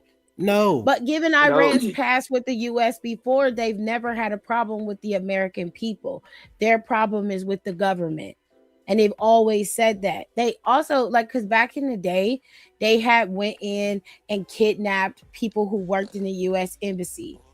And what they did, they let all the black people go. Period. Men, women, children. They let all the black people go and they let all the women go. The only black man they kept was a US soldier because he was a That's because he Marine. was like too high up or Because he something. was a Marine and he worked for the government and Yeah. he knew things. So they kept him. But all the other black people they let go. When they asked them why, they said because black people understand what it's like to be oppressed. They know what we're going through. And they're not our problem. They have no desire to murder us. If they did, all those bombs would have went off in our country already. Oh, 100%. They already know where the black people at, so please. They already Yes. know. They have no desire So to kill that's us. what I'm saying. None. He could keep playing them games. Honestly, keep playing them games with them people. And, can I get my They gonna cookie and the find milk, your please? ass. Not the chocolate one. Did you Because that eat your address is brownie? public.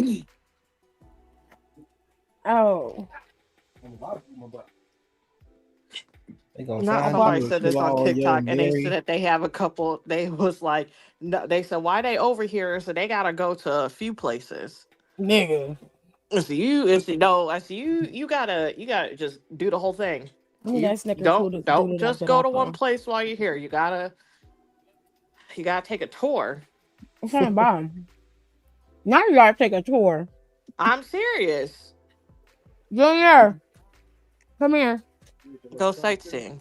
I gave it to John. I don't like Lucky Charms. I bought it for him.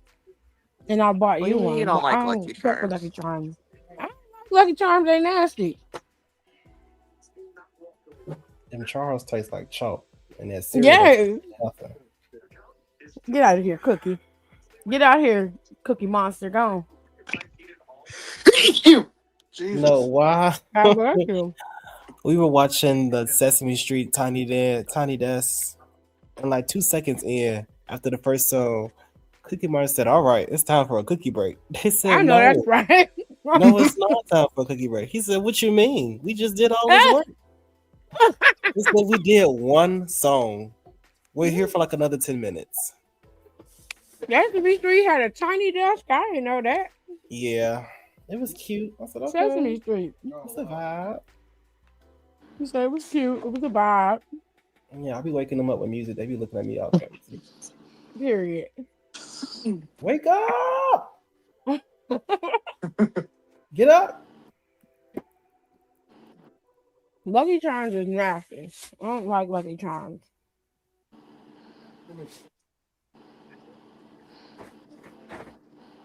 It wasn't AJ, darling. It was Rico that sneezed. It was me. My sneezes are powerful. It's very inconvenient at Don't let times. him fool y'all. He is not as dainty as he appears to come off. No, you're not dainty. Please. That's the man. I don't think I ever claimed to. Well, no, I do claim to be dainty and You delicate. just said you was luxuriating in robes and pajamas. I am Okay, luxuriating. I am luxuriating. Okay, I feel luxurious. And I'm swimming in this new robe. Ooh, y'all, I'm up for real.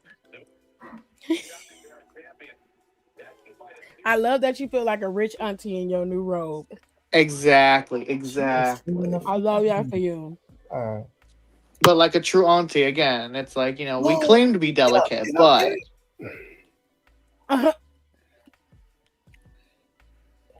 you gotta end this bitch. Oh, it's over. Love cinnamon toast crunch. Yeah, It's good. I'm gonna The scream. older I get, the more I don't really like it super sweet. So I only eat it when I have a taste for it. Honey Bunches of Oats is still undefeated. Honey Bunches of Oats? I love Honey Bunches of Oats. It's not bad. Y'all used to dog me for that too. Oh, I'm still gonna do it. All right. I'm not mad at you for nothing eating changed. Honey Bunches of Oats. What's It's just your not over my there? cup of tea. But they talk about me because I like Raisin Bran. So Yeah, that's Raisin crazy. Bran is that. I just don't like Yeah, raisin. You like Raisin Bran? Open your mouth. y'all. Raisin Bran is delicious. I don't care. I just don't like raisins. It's good.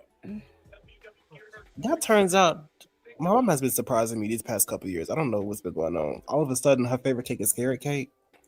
But one of her carrot favorite cake's stuff are fire. raisins. I never knew that. Out of my 27 years of living with this lady, she has never disclosed, not once, ever, that she loves carrot cake.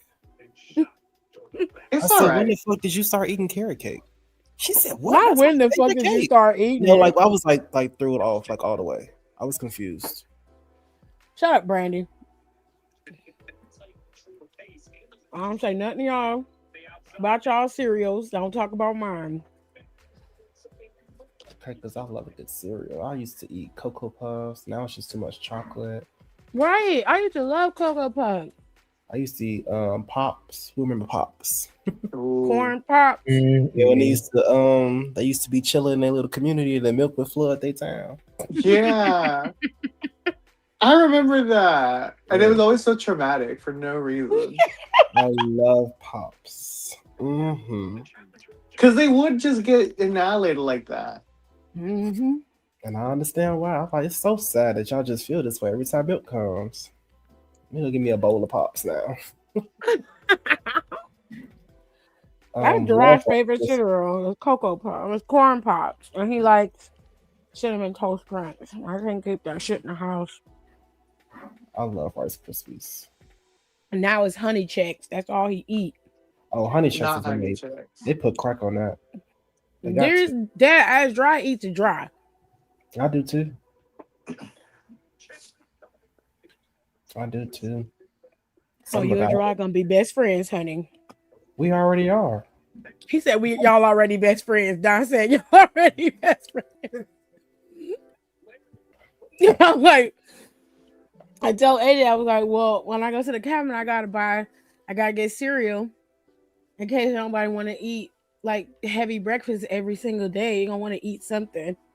And I was like, well, I gotta buy you Corn Pops and fucking Cinnamon Toast Crunch. And it looked like you and Don gonna be sharing that box.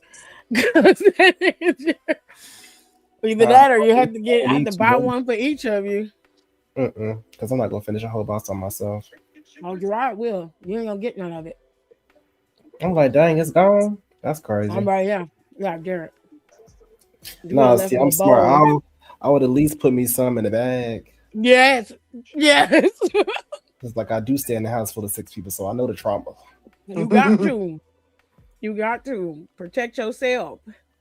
All right, let's end this bitch because she finna piss me off. I'm so sick of her already. This is my third time. Who you fighting? Fucking Natalia. I can't move on. Oh, in the My Rise? Yes, this bitch got her fucking adrenaline rush. Oh yeah. She started beating on her head, and you're like, "Oh damn, she crazy." Wow. She don't do She that shit in is. real life. All she do is scream. Come on, you guys! Oh, Oh, that's wild. She deserved that. what is this? Why are we up here like this? I forgot we can do this. On the fucking rails. All right, it's about to be 10 o'clock. We're Oh, going to do SBC chat. oh, we got nothing else to talk about. Unless y'all got something to talk about before we get to SBC chat. Oh, anybody got anything to talk about? Y'all talk about Michael Hayes. Oh, yeah, we did, babe. It's one brain cell. Mm-hmm. Oh, Undertaker yeah. got his ass together. That shit pissed me off so bad. He said, I'm gonna tell you this. I think she's severely underrated or underutilized. Michael Hayes backtracked like a little bitch. Oh, I agree. You were the main one talking about, well, what we gonna do with Chelsea? Where's she gonna go? You were She's the not a main adventure. You know what's crazy is that I've heard about Michael Hayes so much, and I never knew what he looked like, and then I saw him, and I said, "Damn, that's crazy." I knew what he looked like. That damn top hat. That stringy ass, bleached ass hair that he keep carrying around from the 70s. Cut that shit off. He been having that hair for years. And he looked exactly how he looked when he was younger. Oh. But you know what I love about this time? That the boys club is slowly getting dismantled. Or dying. I wish that it would move faster. But yeah, hey, they gotta die. Slow is better than no. They gotta die, baby. But they gotta die. Oh my gosh. They do. Oh, shit. His death is inevitable. Shit. I could figure some shit out. Oh my god. I'm not even I know my new coach at work. We were talking about wrestling, and he was like, "Well, what's your favorite like wrestling moment?" And I said, "When Hulk Hogan died." No, Rico. Oh my For god. God's sake. You can't be saying that. But I did. You did. Shut up, Nicole. Shut up. I love that moment. That was actually one of my favorite songs. I said, I'm like, you know what? It was just like such a fun time. Like, you know, like finally justice was served. Couldn't have happened to a better person. I'm quitting. I'm getting off of here. I refuse to let this sit for a fourth time. I cannot. No, them kids tried to drag me. They was like, "Who's your favorite wrestler?" I said, "I'm not gonna lie to y'all. Right now, I ride with my street trash queen. Liv Morgan." They said, "Liv." I said, "Hold on, y'all not the greatest wrestler of all time." Please stop. Please. I said that, and also everybody black. I don't really care. If you black, you pretty much got me. Don't be black and stupid. I'm out the door. Oh, that's good, Kira. I'm proud of you. Oh yes, season free. Congratulations. Love that for you. This game is pretty neat. It's a good game. I like the island better this time than the last time. Hi, Janelle. And I went in there and spent all my damn money. Yeah, I know, right? I'm like, I got all them wigs. You can't even get that many wigs. I'm Why so is a wig mad. 12,000 VC? I done fucked around and brought Bianca's braid. Oh. I said, now why I do that? Yeah, why did you do that?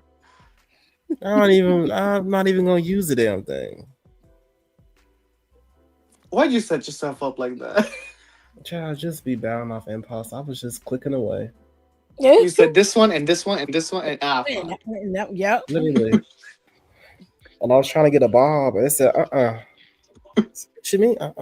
Oh yeah, we got that bob. Showcase. I don't think I'm gonna do the showcase. I might do the gauntlet to I skip it. haven't got the game yet because I only have a PS5. Good for CM Oh, Punk, but I don't really well, I care. don't play video games, so I'm out of this. I'm sorry, babe. You're If there's fine. one thing Nicole's gonna do, is say bye.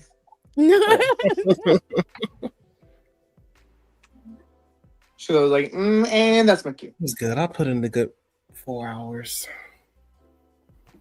How much is the Mm. PS5? My friend got the game, and he made Penta the champion. And I was like, obviously, I don't play video games. I said, but whenever you put him in like a last man standing match, I was like, record it and send it to me. And he was like, bet. And I was like, thank you. We're gonna be tearing it up. I can't wait to do it 3 stages of hell. Oof. I did it with I Kayla. can't wait for me and Don to I'll be- shoot on the sticks. We're gonna go crazy. Oh, it's freezing in here. Good time. Windows are. I have to go live tomorrow. Yeah, do what? Tomorrow. No, on the PlayStation for my Oh. 2K. I was about to say, I'm like on a Thursday. No, I Got don't the do club live. going up on the On a Tuesday. Tuesday. Got this Whatever one- happened to him? He's like, oh, he fell off. That was just a one-hit wonder. Oh, okay, great. That's Mhm. wonderful. Love that for him. So, Damn. he ain't getting shit right. Ooh, Lord. Hiram's here. Howdy. How was your Hey. birthday? Yeah. Yeah, let's talk about that. How was your birthday? It was good. Mm. I don't sound too promising. Right. Okay. Because usually you be, oh, he gone.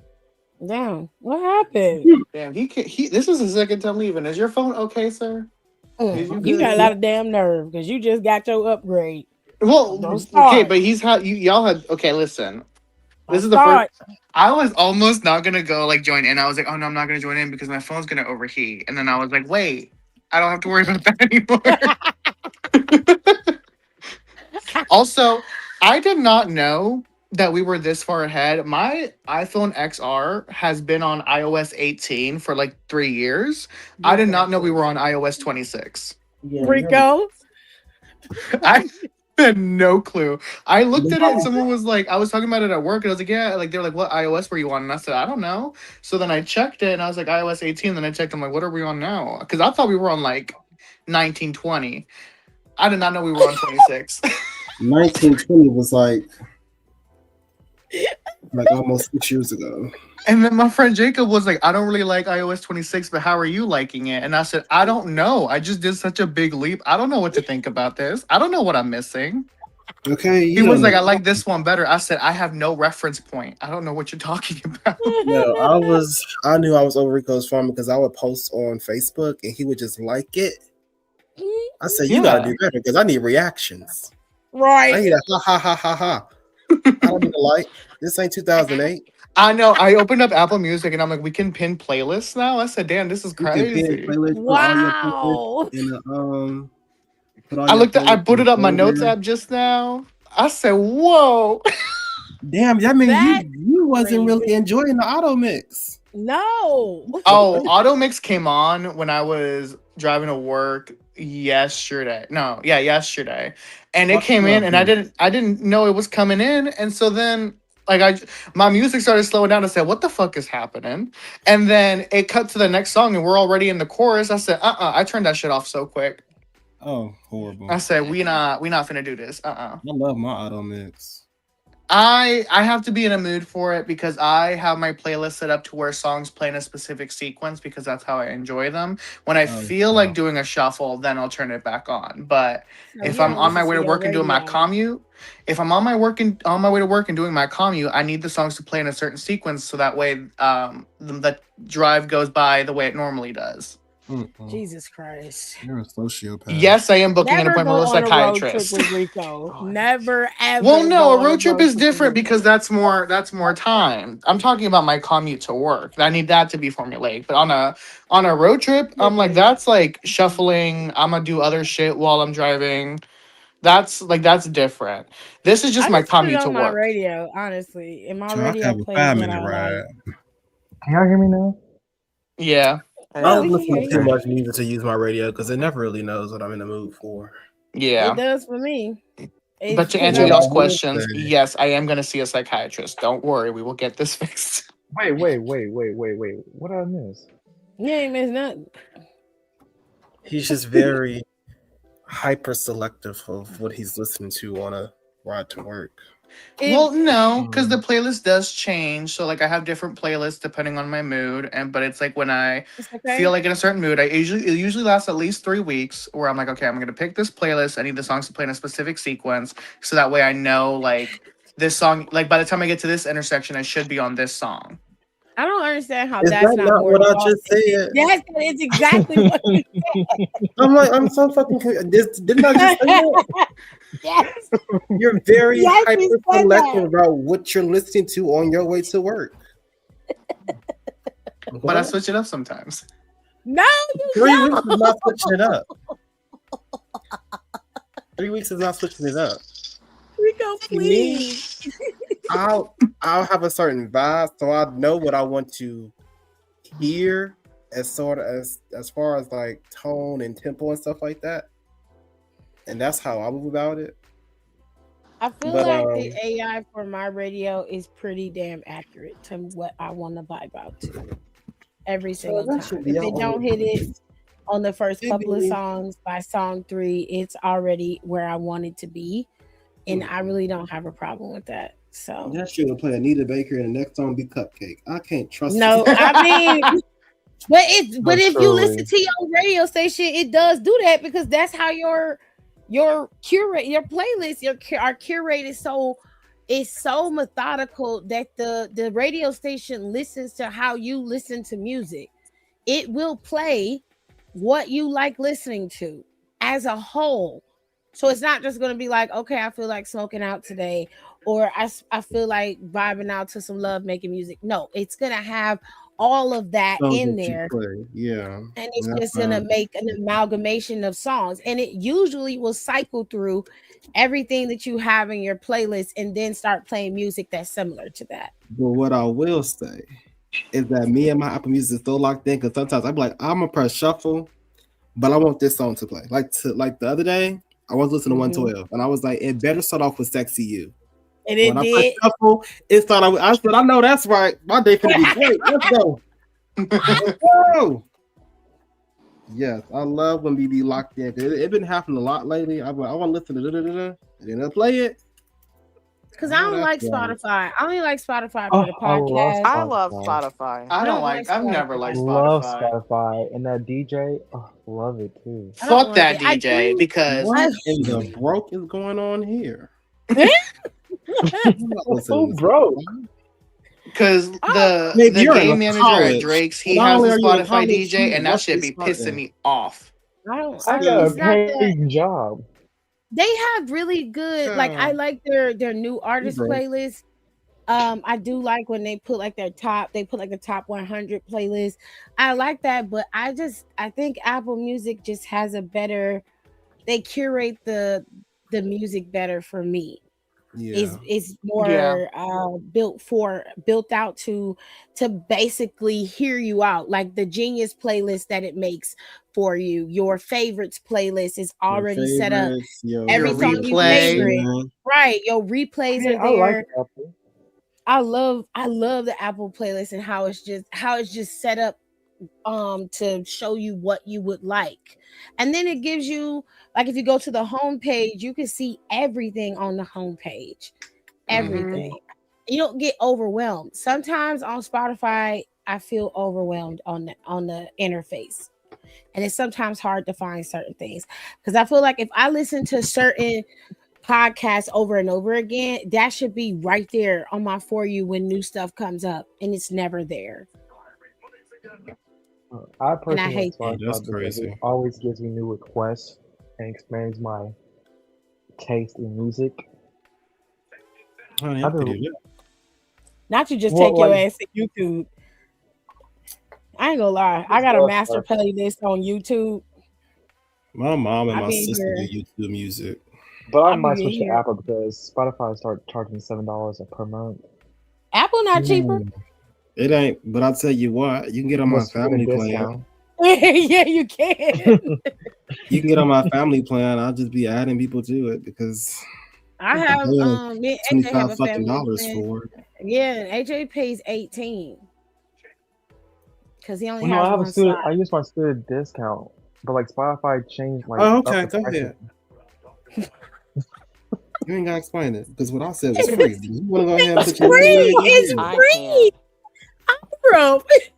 I was Go explaining ahead. that. Now use a student discount so you can pay that $5.99 a month as opposed to free. Go ahead. Ira, just I was tell him you explaining. want to be on the plan. Just say, I will accept your offer. Thank you very much. For my birthday present, I'll take it. Yeah, thank you. I just don't never know what the hell I'm talking about.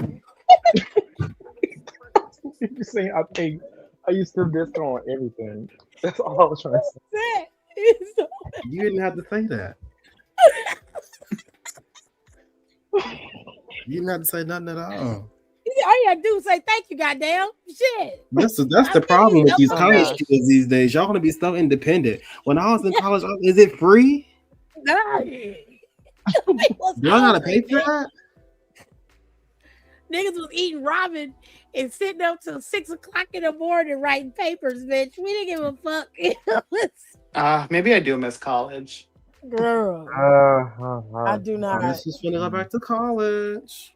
have a good time, honey. Speaking of what? which, I think I Actual might college this have time. impulsively applied for college. What? For what? Like, What are you what going type back of for? I kept getting the ads for a music production program. I didn't know it was offered by Full Sail until I clicked until I applied to get more information about it. Like You I put in didn't my know email and that? stuff. No, because it didn't specify, and I've been getting like a bunch of different ones from different universities, but like this specific ad, I've just gotten a bunch, and I'm like, well, maybe it's a sign. And so then they called me almost immediately. Yeah, they do Still. that. And I Full was Sail, like, yeah. maybe I should, because I when I know was the in Full Sail. I love them. when I was in high school, I was like really looking into going to Full Sail, but at the time they were really focused on like people going on site. Yeah. But obviously with COVID now, they're like, oh, we're gonna do like a 2 year it's like 2 years and 3 month long music production program that's like it's all online and it's like a go at your own pace, and I'm like, okay, and I'm like, let me get my FAFSA booted back up, child, let me What see. are they gonna do? Do they give you enough to pay for the program at least? I still They have no should. It's clue. I not. haven't. It's not bad. I tapped as someone who tapped a good chunk of my FAFSA with culinary school, which I hindsight hate that I did that. Same. It paid for Mhm. most of it. Like my last, I want to say like my last 4 months. I'm gonna have to pay, but I already have like a payment plan set up. But Mhm.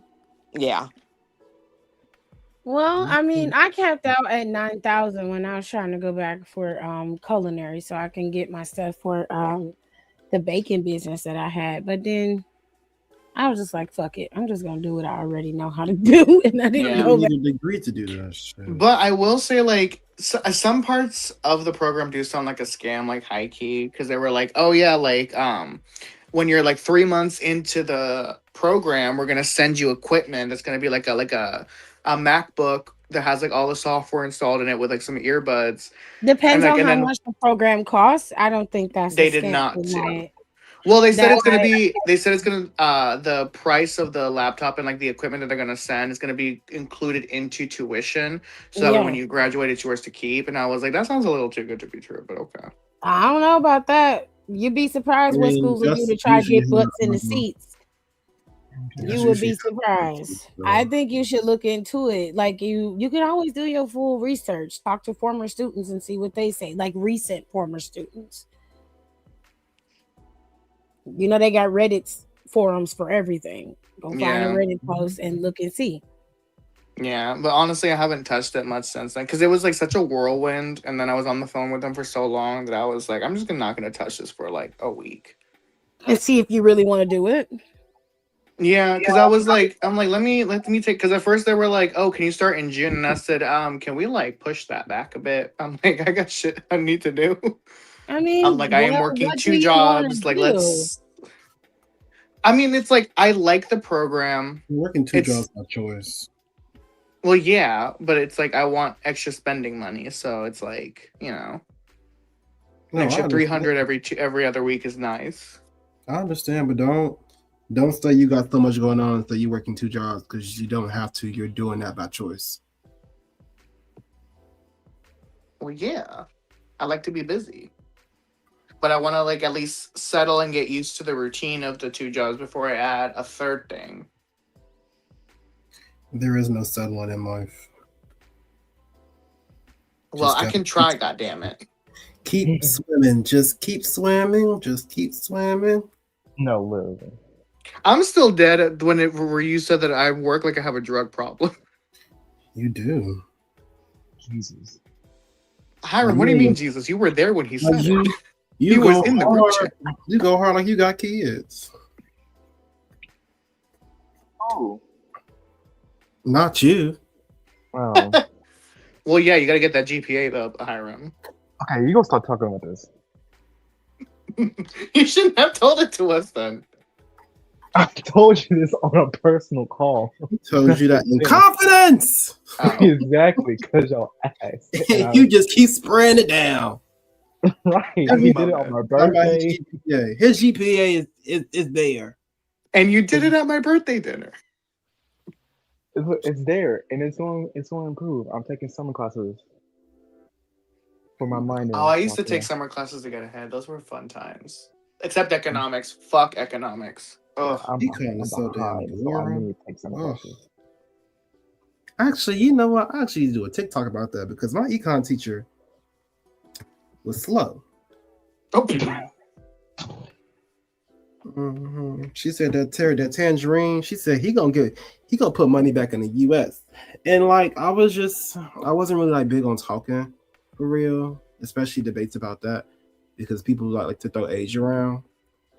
But I was like, you don't know what I know. What I know is back in like 2000, from 2011, 2013, he was scamming people out of a school. Literally. And they didn't win the case about it. He's not getting money back because he doesn't get money. He has money, but he doesn't get money. There's a difference. I'm surprised his well has not dried up because doesn't he still owe them fucking venues? I think so. But when you have this much affluence, who gonna check you? Look how far we got. Yeah. Him and his shitty diaper. That's one. Like, come on, man. He can't even shit on his own. And it's who y'all put up there. The agenda is crazy. Y'all talk about gay agenda because it's a white agenda. So y'all figure, well, we got an agenda. Y'all must have one too. No, babe, we just want to live. That's it. Girls just want to have fun. Shout out to my history just want to go to the that mall. taught me that Abraham Lincoln didn't want to free the slaves. Who? My history professor, he taught me that Abraham Lincoln didn't want to free the slaves at first. Oh yeah. Never forget. I was very shocked when I was like, Yeah, it was purely for economic reasons. I wasn't shocked. I was pissed, but not shocked.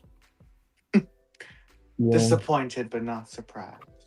Because I was just like, because my thing is like, y'all got us over here fucking celebrating this man, and he didn't get 2 fucks about me. Then it took until like his son died. His old gay ass. No, that was Kennedy, I thought. 2 things could be right at once. His ass is gay too. Child. I remember I saw people post photos of Jackie Kennedy, like what she looked like, and they said that Jackie Kennedy and John Kennedy met each other when they were chewing on crayons. What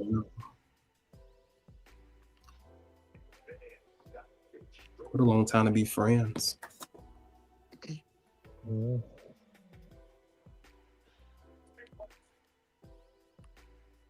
How's life, guys? I haven't really been here. You said how's life? Yeah. Good, I guess. Is that what we talking about? I don't have no complaints. Life. Yeah, because I haven't been here in a minute, so I don't know. You ain't missed nothing. Oh, How so was your life? thirsty. Yeah, it's cool. That, I You got had the same friends you Emma. had last week? Or you switched them out? sorry. Oh my god. I'm so sorry. Do I still? Are they? I'm cool with them, but like, am I talking to them right now? No. Oh, Because literally, Are you one of my Exactly. friends. after my birthday, I don't even know who you are anymore. Yeah. Because one of my friends that she was period cramps, which I didn't understand, but all my other friends are girls that was invited. They were girls, and they was calling bullshit on it. I was like, none of my business. Don't know how period cramps feel, so I was like, it's fine. But most of my friends were not okay with it. But then, what? I think that weekend she was in Austin. Yeah, my birthday was like 2 days after that. She was in Austin 2 days afterwards. So I was like, okay, with a whole different friend. I was like, okay, so are you? To You play couldn't show. devil's advocate, I mean, period cramps can be severe 1 minute and relax the next. Yeah, and I was like, that's why I was thinking. I was like, you know what? You have your friend, but like she did tell me happy birthday, and she did apologize. I was like, you don't have to apologize. I Well, can't. no, like if she felt Accept the apology. like if she wanted to apologize, it wasn't. It depends on if you felt like the apology was sincere or not. Did you Yeah, feel like because it out was of nowhere sincere? she almost started crying. I was like, you don't please don't Oh cry. my god, Ew. is she I white? don't know about that. No, she's Yeah, white. that's a little much. Yeah, You said that she sounds was white? manipulative. She lived in a white town. But That's Okay, let you're me not. ask That's you. not answering my question. Is she white? Like, is she white? No, she's not. I said no. okay. Okay, so she a black girl with a bad weave.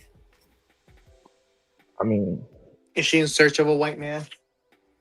I mean, Well, she lives in a predominant like white area. That's all. That's her only options. I mean, I'm not. I would ask you, do she got a bad Okay, weave so though? he didn't say no, so I guess the weave is No, bad. that weave is bad. He didn't say no, so I guess she is searching for a white man. I mean, to cry is So, manipulative, in my opinion. I hate when women do that. That is so fucking manipulative. It is oh, manipulative. I well, like hate you, all that. Like unless there's like a genuine reason like for that you them, but for crying. them to just start crying in the middle of Like, I'm so conversation, sorry. Like, we were like, It I was yeah, really exactly like want that. to It was say that. I exactly do like that on not the fuck phone. with that. No, That because is you can fake no That for that. wasn't me, sir. genuine. And Yeah. I'm not. Sometimes Hiram, I understand we one of the girls, but sometimes you got a nigga up on the bitch. Cut Not all that nigga. crying shit out.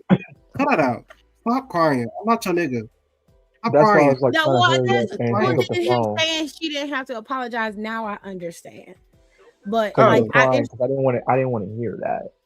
Oh, well, honey, I at would this have put point, that in her face. Thank you for your apology. were you talking to her or did she call? Like, you were saying She it face to called me face? because like the Oh, thing I would was have hung up. Oh the yeah, thing, crying the over thing the was phone. I Hell sent a no. message out. I literally sent a message out on like this. It's like a parcel out like where you can just like plan parties and stuff. And I sent a message out where it takes blasts everyone because you have to put your phone number in.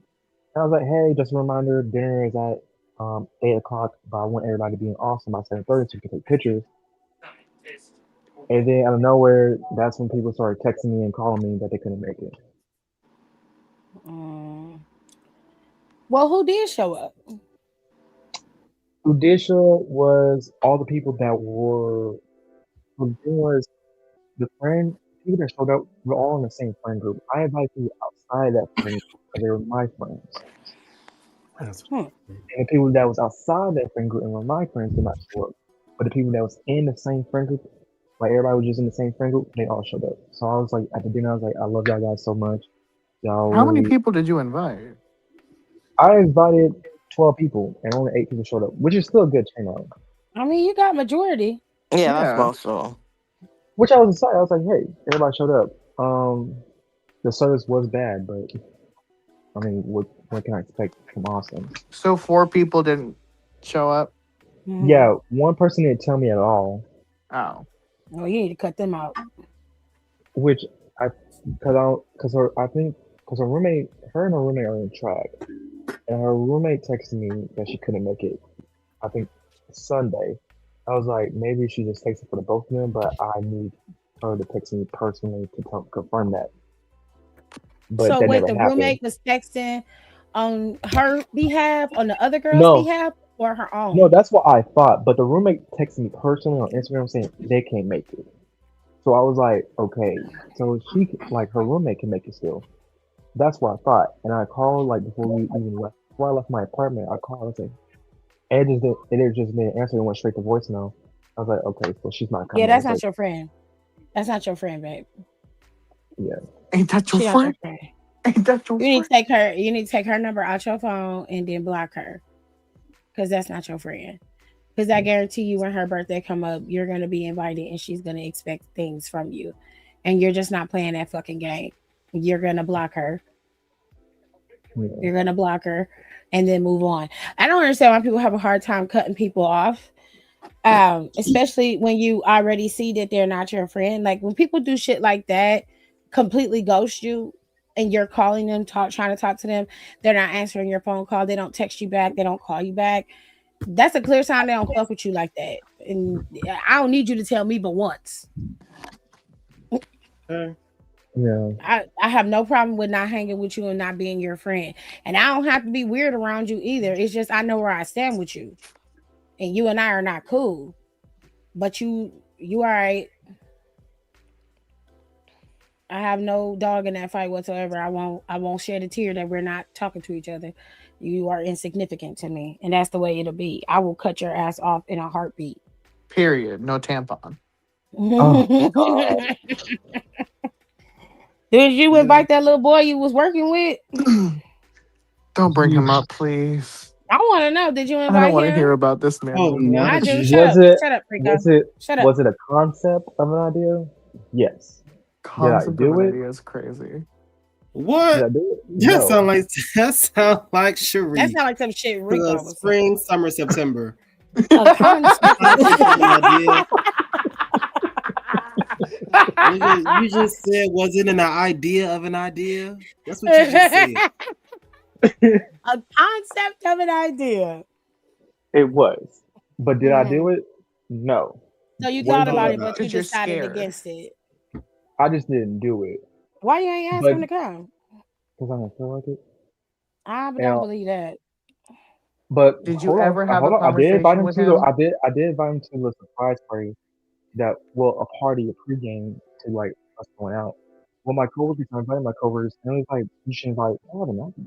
I don't know. And my coworkers was like, oh, let's bring it up. He's here. So they brought it up, and I was like, do you want to go? He was like, I don't know. I don't drink or anything like that. Like, I think that's fine. Me, on the other hand, that's a different story. But No ass shouldn't be drinking either. But you do tomato, you. tomato. That ain't how that work. Tomato. I'm here. Hey, that's all right. It ain't no tomato. That ain't how that work. Basically, So we basically brought it up, and he was like, I don't know, and he said he would think about it. I was like, that's cool, whatever. But I also knew he wasn't going to go because he told me that he had a Spurs game with his dad. So I was like, okay, cool, whatever. When he But say like, he had this Spurs game? I think it was on no? He had work. He worked It was the day of my he birthday. worked the games. The day of my birthday, and then the next day, the 12th was the Spurs game. Right, the Spurs played on the 12th of March.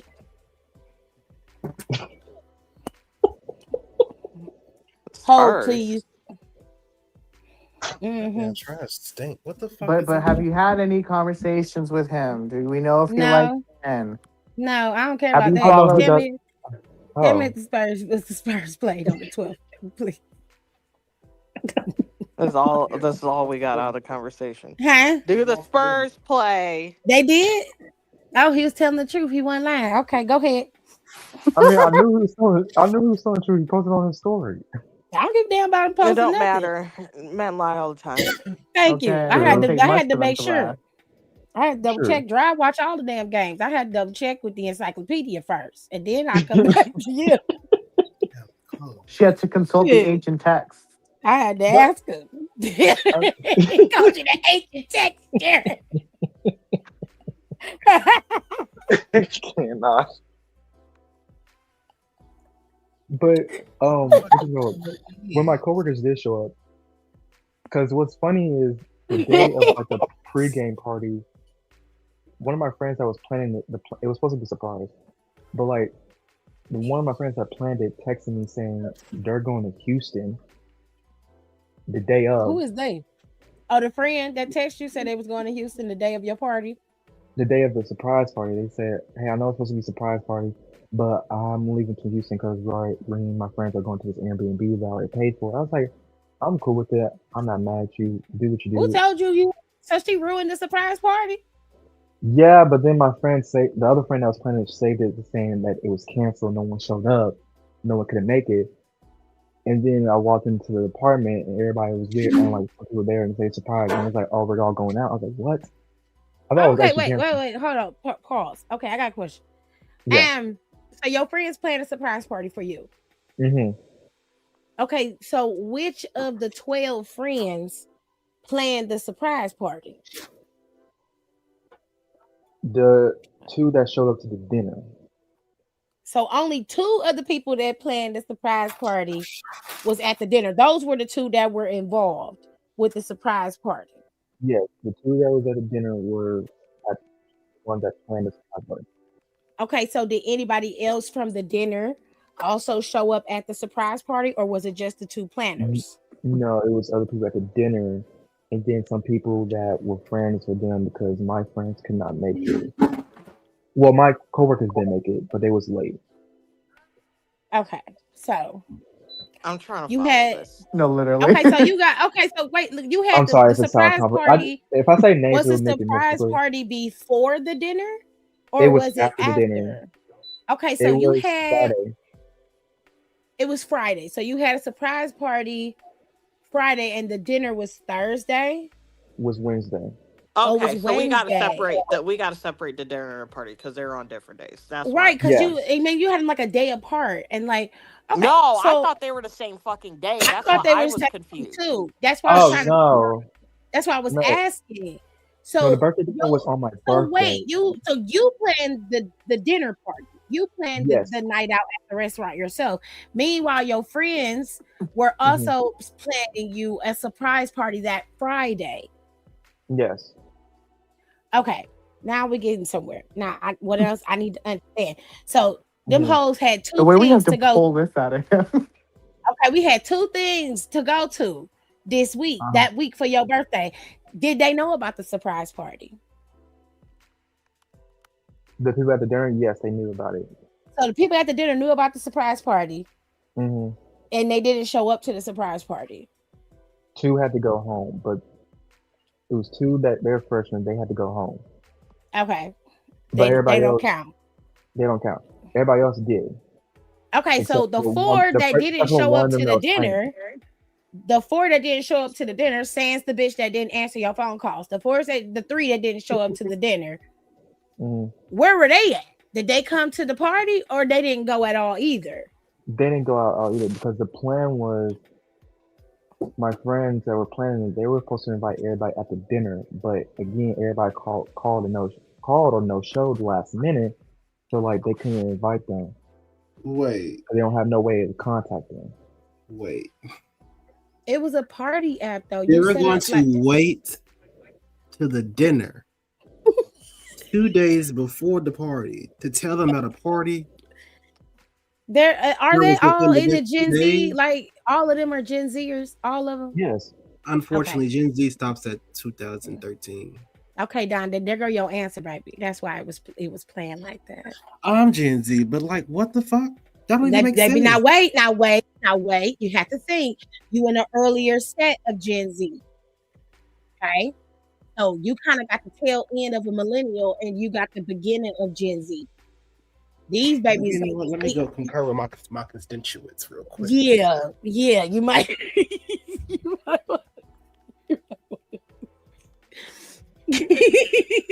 I'm not making sense.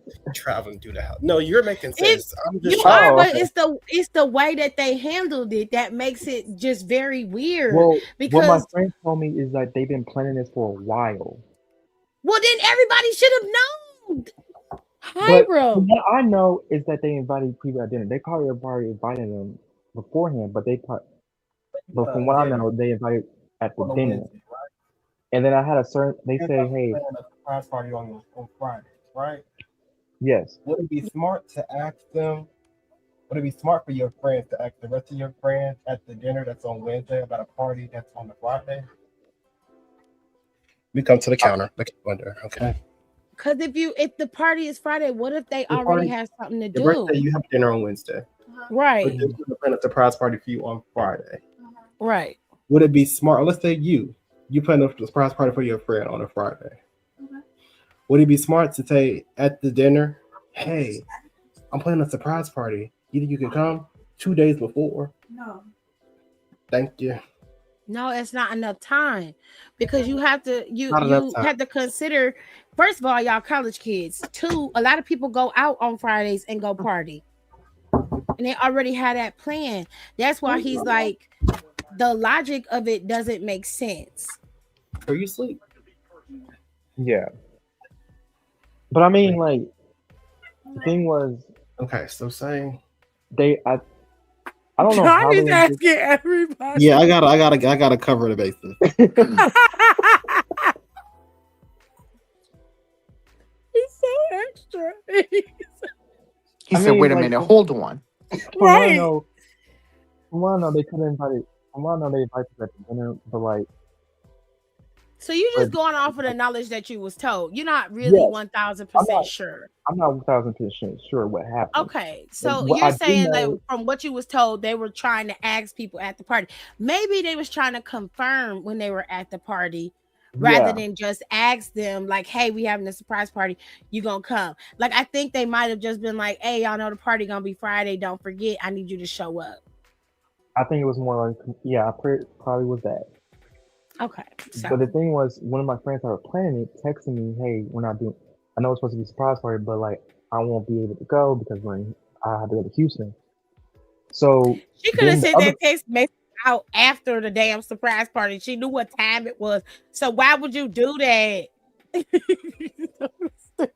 Yeah, I had two sources. I cannot. You fuck around with some slow ass bitches. No, I'd ignore the way to say that. Because why would you can't plan something. I mean, you can plan something in 2 days. However, it just doesn't make sense. There's not enough time for people to be able to adjust or at least make the time in the schedule with a 2-day window, especially for somebody in college. Like I said, most people are planning to go out on a Monday. They plan, I'm going this parties are being set up for the weekend. Like that just seems like it's very out of order. But I'm assuming that they were confirming at the party rather than setting it up and asking at the party. Yeah, I'm pretty sure they was confirming.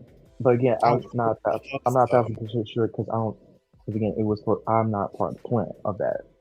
But again, my friend, why would you text a surprise instead of the? It's a surprise. Instead of the surprise, like because they could have made a whole other group chat, like, or you could have texted the people who planned it. Like I don't. But the thing was, again, when my friend texted me that she was going to Houston, she texted me at 12 o'clock, and then the friend that covered it up and said it was canceled and still made a surprise told me when we got to the apartment and did the whole surprise thing. He told me she texted her at 5 o'clock. That's like 3 hours. That's 4 hours before the party was supposed to happen. It's horrible They're plan. so But you bad know at what? this. God What the damn. fuck is Even with going that being the on? case, people my age still do silly ass shit like this. Yep, It's But just not y'all enough sure time. do. and the It's Yeah. not thing enough was, time. the girl that left was supposed to do all the invitations, supposed to send all them out, and Oh, so we don't even know who truly was supposed to come or not. she didn't do her part, and then she didn't show up. Cut her off. I know that's right. My friend was Yeah, pissed. because that's, oh my My Cause friend God. was you had the pissed. biggest part. You got the She was most supposed to get the cake important too. part. And And She you was supposed she to trying get to the didn't send spread cake. out it no out, bitch. invitations. She didn't send out Well, she none. sent out the invitation. She didn't send out who all to my friend who all can make it and who cannot. So So we she just didn't didn't know know who was coming. exactly, and it's at her apartment, so she don't know who gonna be knocking on her door or not. Oh my God. I would beat her ass. Child, I just oh my God. And god. my friend was pissed because I again, mean, when my friend texted me, Who's up? she texted her when she texted me at 12. I thought she texted my friend Kat at 12 as well. No, she texted her at 5 o'clock, but see, 4 hours that's my before. problem. Why did she text you at all? I don't know. Because she's slow. God damn.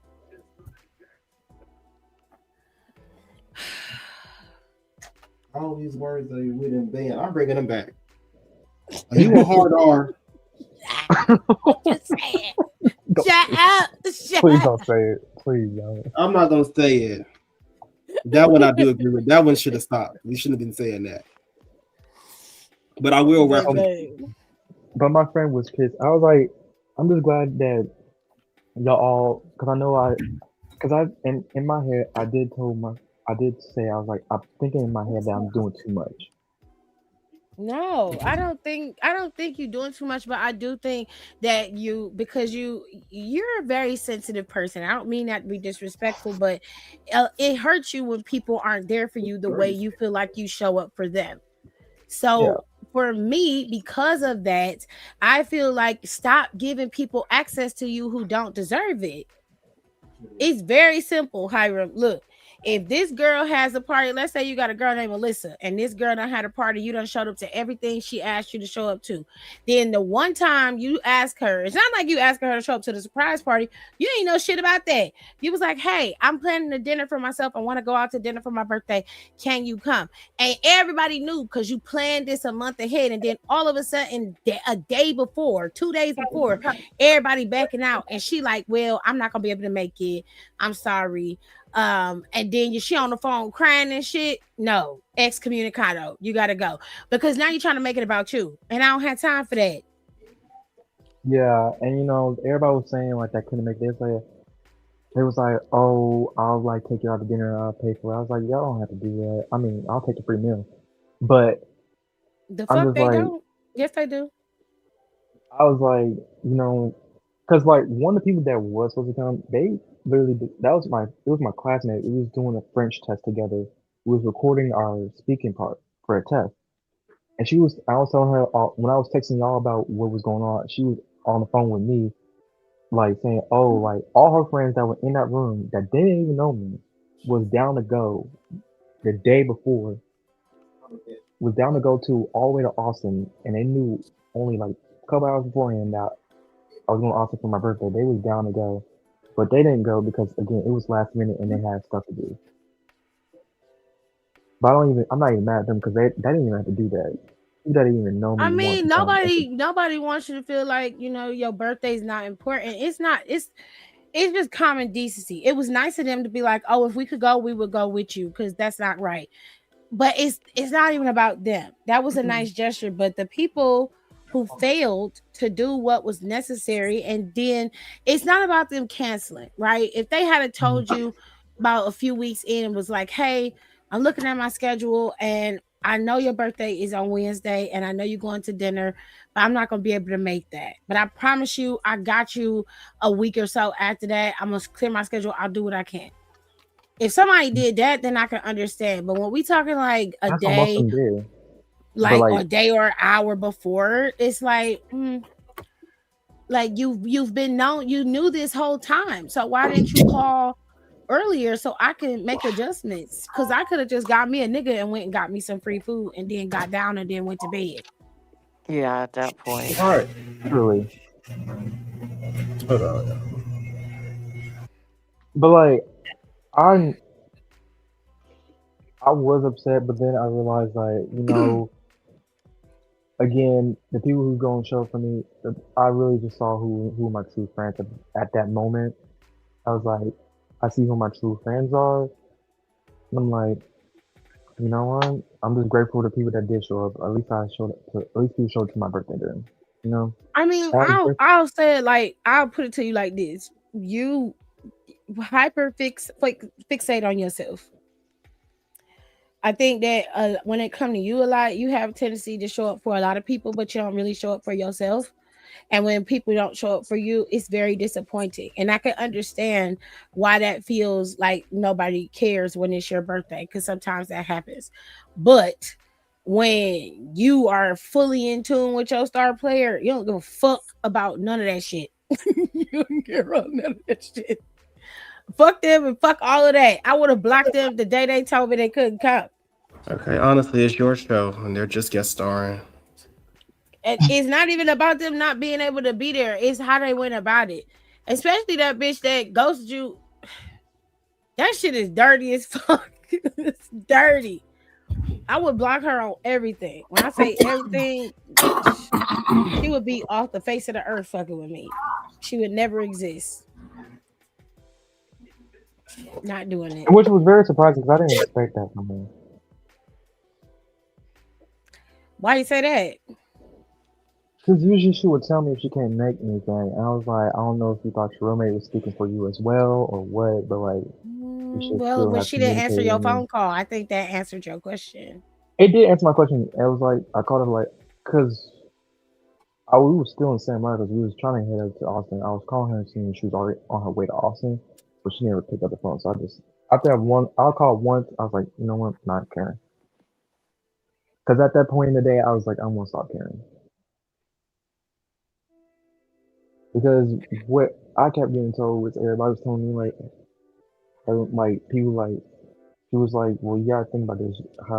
Your birthday's in the middle of the week. It happens to be the most busiest week because it's the week before spring break. And I'm like, and you want to do something on a Wednesday? I'm like, yes, that is true. But I also sent this out 3 weeks prior. So there's usually enough time. But I also know how college works, and I know that most of us are part of an organization, and I know like most stuff doesn't come out that there's something planned for that day until like the week of. But still, I sent this out 3 weeks prior, and So you did get pushback before your birthday. They was just like, it's in the middle of the week. And you want to go to a restaurant all the way out in Austin in the middle of the week. well, yeah, That should have like been it your was, answer right there. well, no, my friends were telling me like the people that were going, it was like, yeah, but Harry, you do have to understand like it's your birthday in the middle of the week and it's a busy week. I'm like, that's true. But also, this is my first time celebrating my birthday in college. It's my 20th birthday. Like I want to have some do some fun, do something with my college friends. Because usually, again, I celebrate back home on my birthday because it's my home. My Well, birthday now is you know usually what like you on spring should be break. doing on your birthday. Yeah, You learned the hard lesson, but it's learned. yeah. I mean, it is what it is. It happened. I I would have mean, went home anyway. Shit.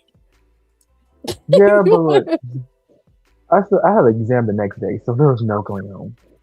Mm.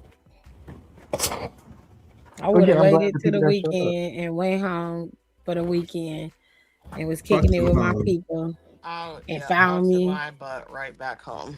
dead ass. I would have found me a little piece and got me some and then went home. Oh my god, I did invite someone that I was trying to get at to um He dinner, ain't but come. they no, they was in Nashville. Mm. I was sad. I was like, dang, should have got one. What is Rico doing? I But I want answered her. Rico's question earlier. Do we find out anything? Yes, the man is straight. He is straight. We got settled that up. He is I don't straight. think he's straight, but whatever. we're just saying that he's just confident in sexuality. That's all we're gonna say. You talking about that little light bright bird chested boy you was talking about earlier that you was lusting over? Yes, Is that the same nigga? yes. I don't think he completely straight, but if that's what he telling you, then accept that and move the fuck on. Oh yeah, I moved on. I mean, am my friends not a big fan of it? Yes, they're not a big fan of it. But like, I Big moved fan of on what? of him. Oh, they don't like him? Not a single slight, not the slightest. Because, oh, I forgot to tell you. When we was at work, I asked him, "Do you like me as a friend?" He said, "I like you as a higher acquaintance." I was like, "Right, Did he like you as a what? A a higher. higher acquaintance." I was like, What "Right." the fuck does that mean? I was like, "Right." I like So, you a little bit. I like you. You're not a friend, but you're not a stranger. No, I'm not finna sit in the car with somebody and eat fucking burgers and fries and talk about life and tell them my whole life story. with an acquaintance, Mm. I was like, "Right." Well, I mean, to be fair, see, this is the thing. I think this could have. So, in a nice way, he telling you, "I don't like you like that," which is cool. Great. But also, But my boss was telling me like, "Oh, he's just trolling you." I was like, and he was just trying to piss me off. I was like, "Well, I that wish you worked." stop listening to other people. Yeah. Okay, because you listen to other people, but not us. I do listen to y'all. Don't even do that. Sure. And 3 business days. Oh, I That's can't. But I So. listen. if that's Well, I I mean, gotta get off of here. think. I gotta go to work in the morning. bye, Good Nicole. night. Bye. I don't know, Hiram. I mean, I feel like, well, your boss and them, he giving mixed signals, and at this point, I wouldn't be entertaining the bullshit. I get I'm not tired of the entertaining it. merry-go-round and shit. I get very, very bored very easily, and if you're not giving me what I want, I will be like, "Look, what the fuck is you doing? Where are we at?" Because I'm not with the shit. I did it with Dry. Yeah, I'm good in mixed I am signals. so That's serious. I don't have time for that, and you don't have time for that shit either. Like, shoot, the I'm not world doing it is. no more. I'm finna tell you, dead ass, a fucking meteor hit in Ohio yesterday. Oh yeah, I remember you texting me about that. Oh, yeah, I Scared, heard about that. scared. Which, the first of living- all, hold on. I got beef with Ohio right now, Tiffany, because again, the way y'all's bad weather was fucking up my job over the week. Excuse me. Y'all's bad weather was fucking up my job. Every time Ohio came through, I said, "Goddamn, another fucking Ohio account." I'm sick of this shit. Wouldn't they actually be giving, doing their service to your job? Well, I mean, Right. I don't want At to take least the y'all calls. keep I mean, nigga. of course, it was fucking up your day. It was servicing Well, your it was crew. also fucking up my job because 9 times out of 10 there was false alarms, and then no one would respond. So I'm like, "Fuck! I got a dispatch on this fucking signal, Oh and shit. it's probably something's probably not even wrong." Well, have- like the way that it, because we had really bad wind. Yeah, and it was setting off like window sensors, door sensors, people. Yeah. And it's like every time one came in, I said, "This is probably a false alarm. I guarantee you." And then like 9 times out of 10, it was. And I'm just like, I'm gonna have to go down the fucking call list. No one's gonna respond because it's 3 o'clock in the fucking afternoon. And then I'm gonna have to send the police out there, and then they're gonna be mad because they're like, "Oh, the police got sent to my house. Why? You didn't respond." No one's gonna- That's crazy. I'm like, by winds were late. procedures, if we don't reach anybody, we're gonna assume it's an emergency and we're gonna dispatch the fucking PD. Yeah, that shit happened. the- What almost happened to me. Like it's just the winds were like 85 miles per hour, and it was not playing. Like it was whipping out there. So I can understand, especially people who live in the rural areas of Ohio, where it ain't nothing but like stretches of fucking farmland and shit. I know they shit was getting tipped over. I know it was. Because when me and Alexis went up there for SummerSlam, we stopped at a gas station about 2 hours from the hotel. Mm-mm. I said I need to go to the bathroom. I looked at Alexis. I said, "You coming with me in this store? I need a white woman with me." If it looks shifty, I pee outside. Oh, Oh, I don't got time for no surprises. I gotta pee outside. I mean, they were in Menard when they came here. They stayed in Menard, which is a predominantly white neighborhood. It's better than being in Willoughby. They weren't in Willoughby. Willoughby's racist as fuck. Willoughby, North Olmsted. I It's know, racist. but this was like we were about like 2 hours from the hotel. So you might have been out in like Marietta. Yeah. Or like either outskirts of Marietta or in Marietta, Ohio. And it's country as hell. It's like being in a highway town. The highway go right through the city. Or it's like the only thing that's major in that city is fucking Walmart, Dollar Tree, the dollar store, or a major gas station like a Love's or a Pilot. And then they have the smaller gas stations, and they be like just in the middle of nowhere, surrounded by a bunch of fucking trees. Yeah. And somebody named Billy Bob is sitting behind a desk, and he just looking at you weird. Billy I don't Bob ever is go crazy. in there. I'm serious. My auntie stays in Bremen, and that's like the countries. But a liquor store, like close by her house, we went to it. The freaking cashier wasn't wearing shoes. Baby. Yo. What the fuck is going on around here? I know when we were at the gas station, we passed by this car. There were people. There was 3 people, and they were like mid 40 or mid to late 40s, early 50s, smoking a cigarette with the windows rolled up. I said, "Get me out of here." Hot boxing a cigarette is fucking nuts. I'm like literally, I like at least open a window like a respectable person. Oh no, babe. You was definitely in hillbilly territory. I was scared. I said, "Alexis, you coming with me in this gas station?" That's why I don't live nowhere below. I won't live nowhere below Columbus in Ohio. Not fucking doing it. Now I might go. I'll go to Dayton because I've been there before and I do like it there. It's really nice.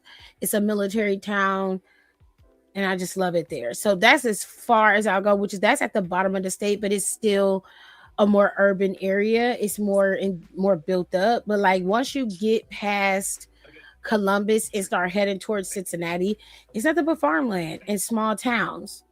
You hit Cincinnati, coming out of Cincinnati, you're going straight into what, Kentucky? By the time you get to Cincinnati, you're on the line. You're getting ready to hit Kentucky. So I don't venture out past where we are. I like being in Cleveland and in some of the suburbs. And even then, there's certain places you just don't go. Like I done been called a nigger so many times in fucking North Olmsted. I don't never go out there. And I used to when I was a kid, when I was with my dad, never had a problem, never had an issue. And then when I got to be an adult and I was like, I think me and AJ was engaged at the time, we all went out to dinner and that's when we got called the N-word the first time. The second time is when we went to Michael's out there. Joanne Fabrics was still out there and Michael's was still out there. We went inside. R.I.P. Joanne's.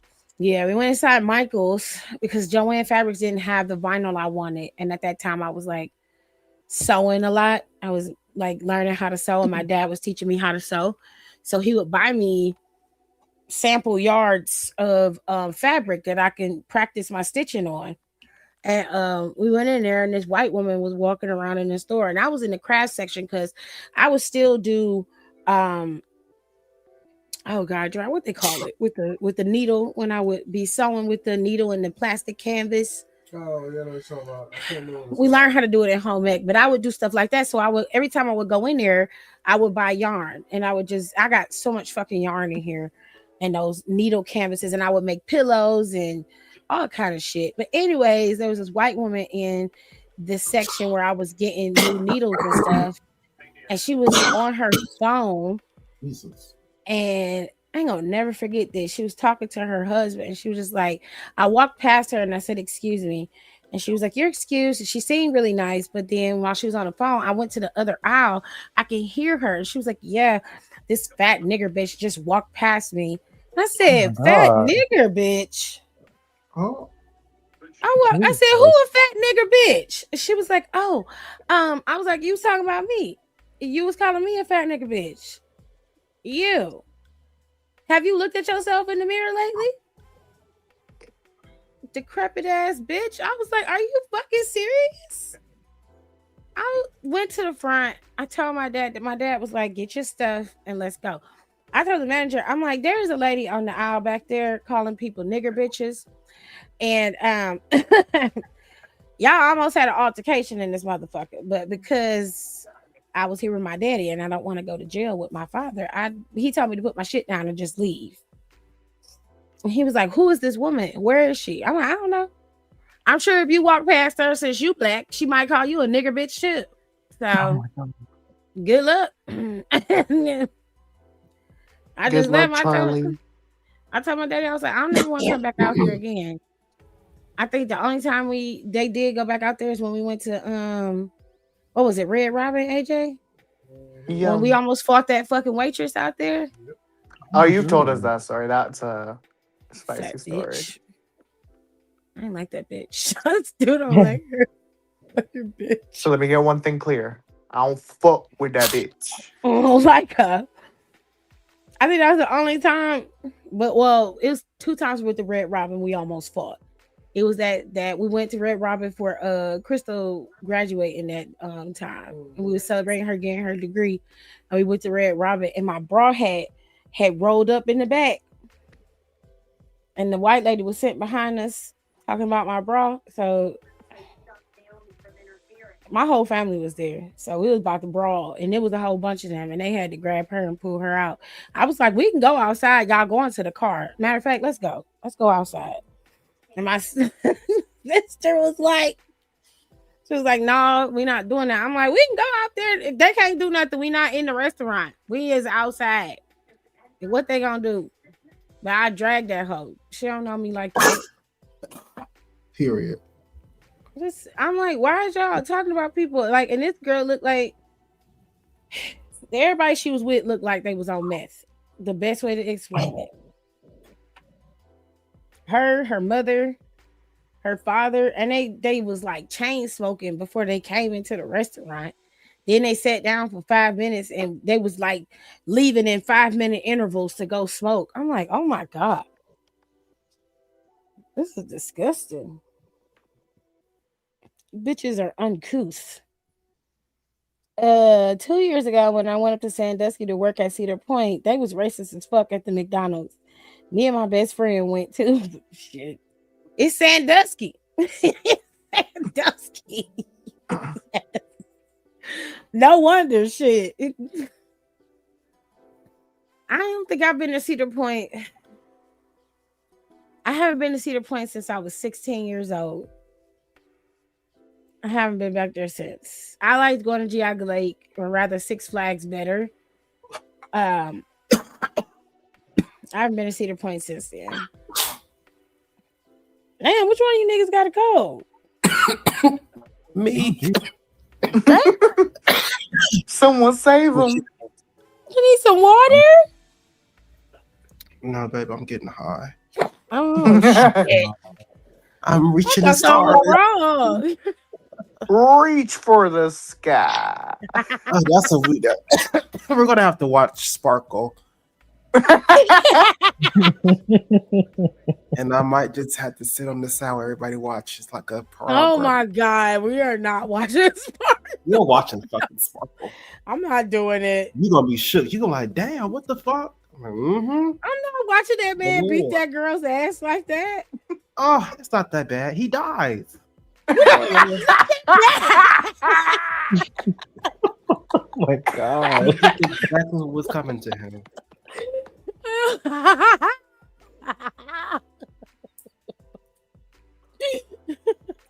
Tell you what, Mike Epps was a piece of shit in that movie. He played the hell out that role. Ooh, he played that role.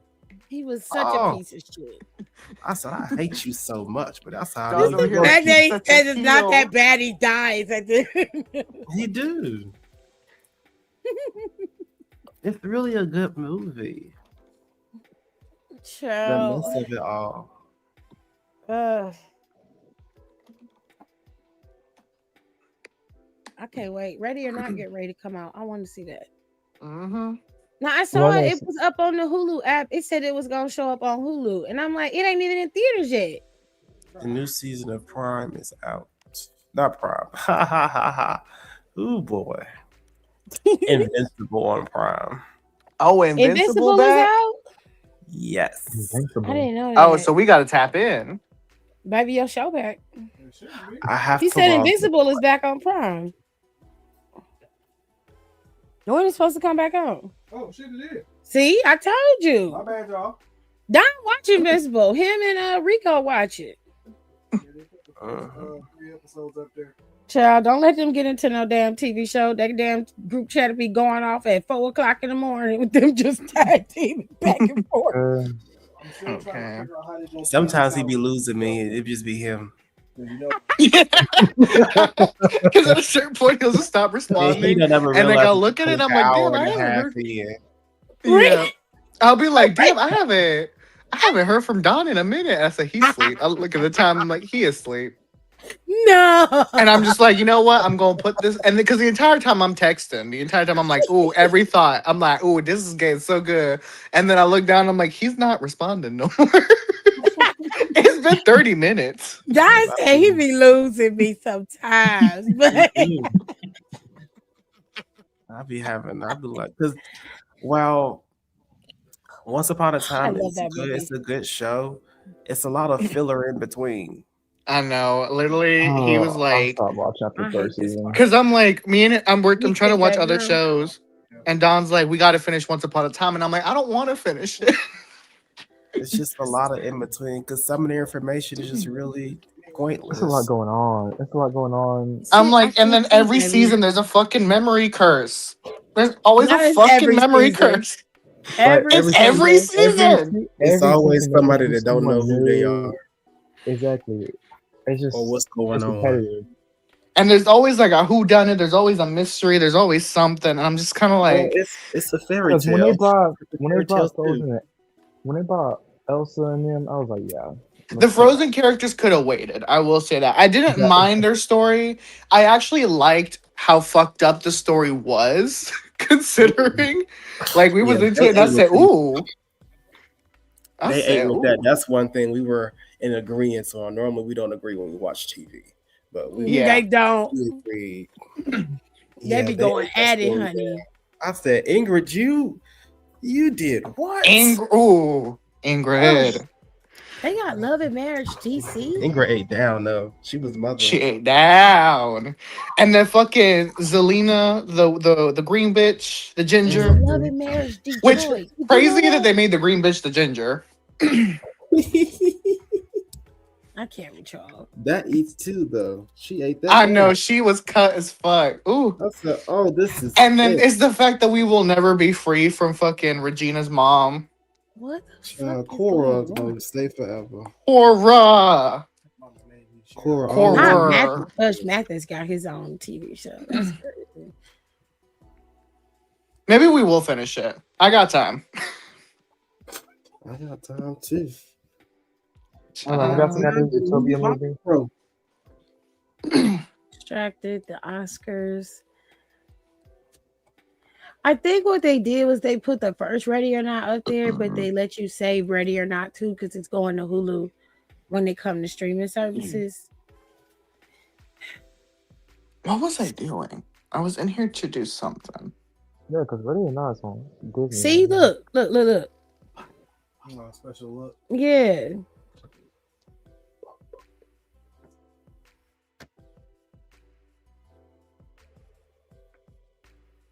Oh shit, they finna take Xenon Girl of the 21st Century off. I like that movie. That was one of the very few Disney movies I actually watched over and over again.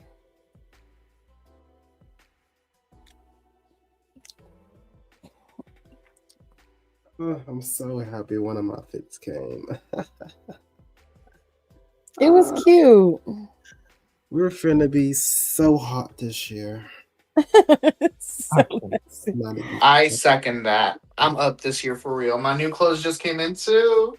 They're so happy, child. So lucky for y'all. And I'm just started. Mine's still in the car waiting. Listen, you're gonna get here eventually. Once I get Eventually. paid, I used to pray for What'd you time. say, Jaime? Don't know. and once I get paid, I'm getting my clothes for this cruise I'm supposed to go on to this summer. Oh, you going on a cruise? No. Yeah. How many jobs I got fired from? You said what? You want to know how many jobs I got fired from? Yeah. Well, take a guess. Say 5. It's a double digit. Oh, Damn. Let him try to figure it out. Okay. You ain't have to blast him like that, Rico. because I said 5. I was Okay. just being nice with 5. Rico said double digits, nigga. Double digits. Because I was so floored when I first heard it too. I said, damn. At this point, it is an astounding 16. Okay, let's go for my second guess. And It I've was quit his- one. It's Well, I'll his quit two. inability to be able to respect authority. He does So not no, like it's that. it's I don't 14, blame him. and I quit 2.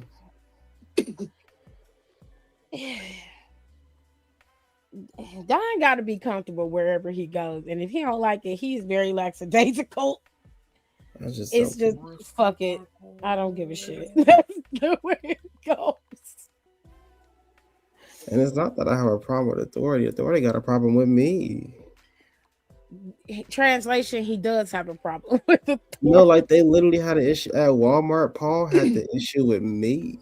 It's Walmart, baby. Everybody's gonna have an issue with you at Walmart. It's Yeah, Walmart. Had fucking pallets. Mhm. About 17. Talking about why you working so slow. Excuse me? It's just me back here. Excuse me, bitch. Right. I thought push Don't that punch bitch. that bitch. One day I got so motherfucking fed up. I said, do we got an issue?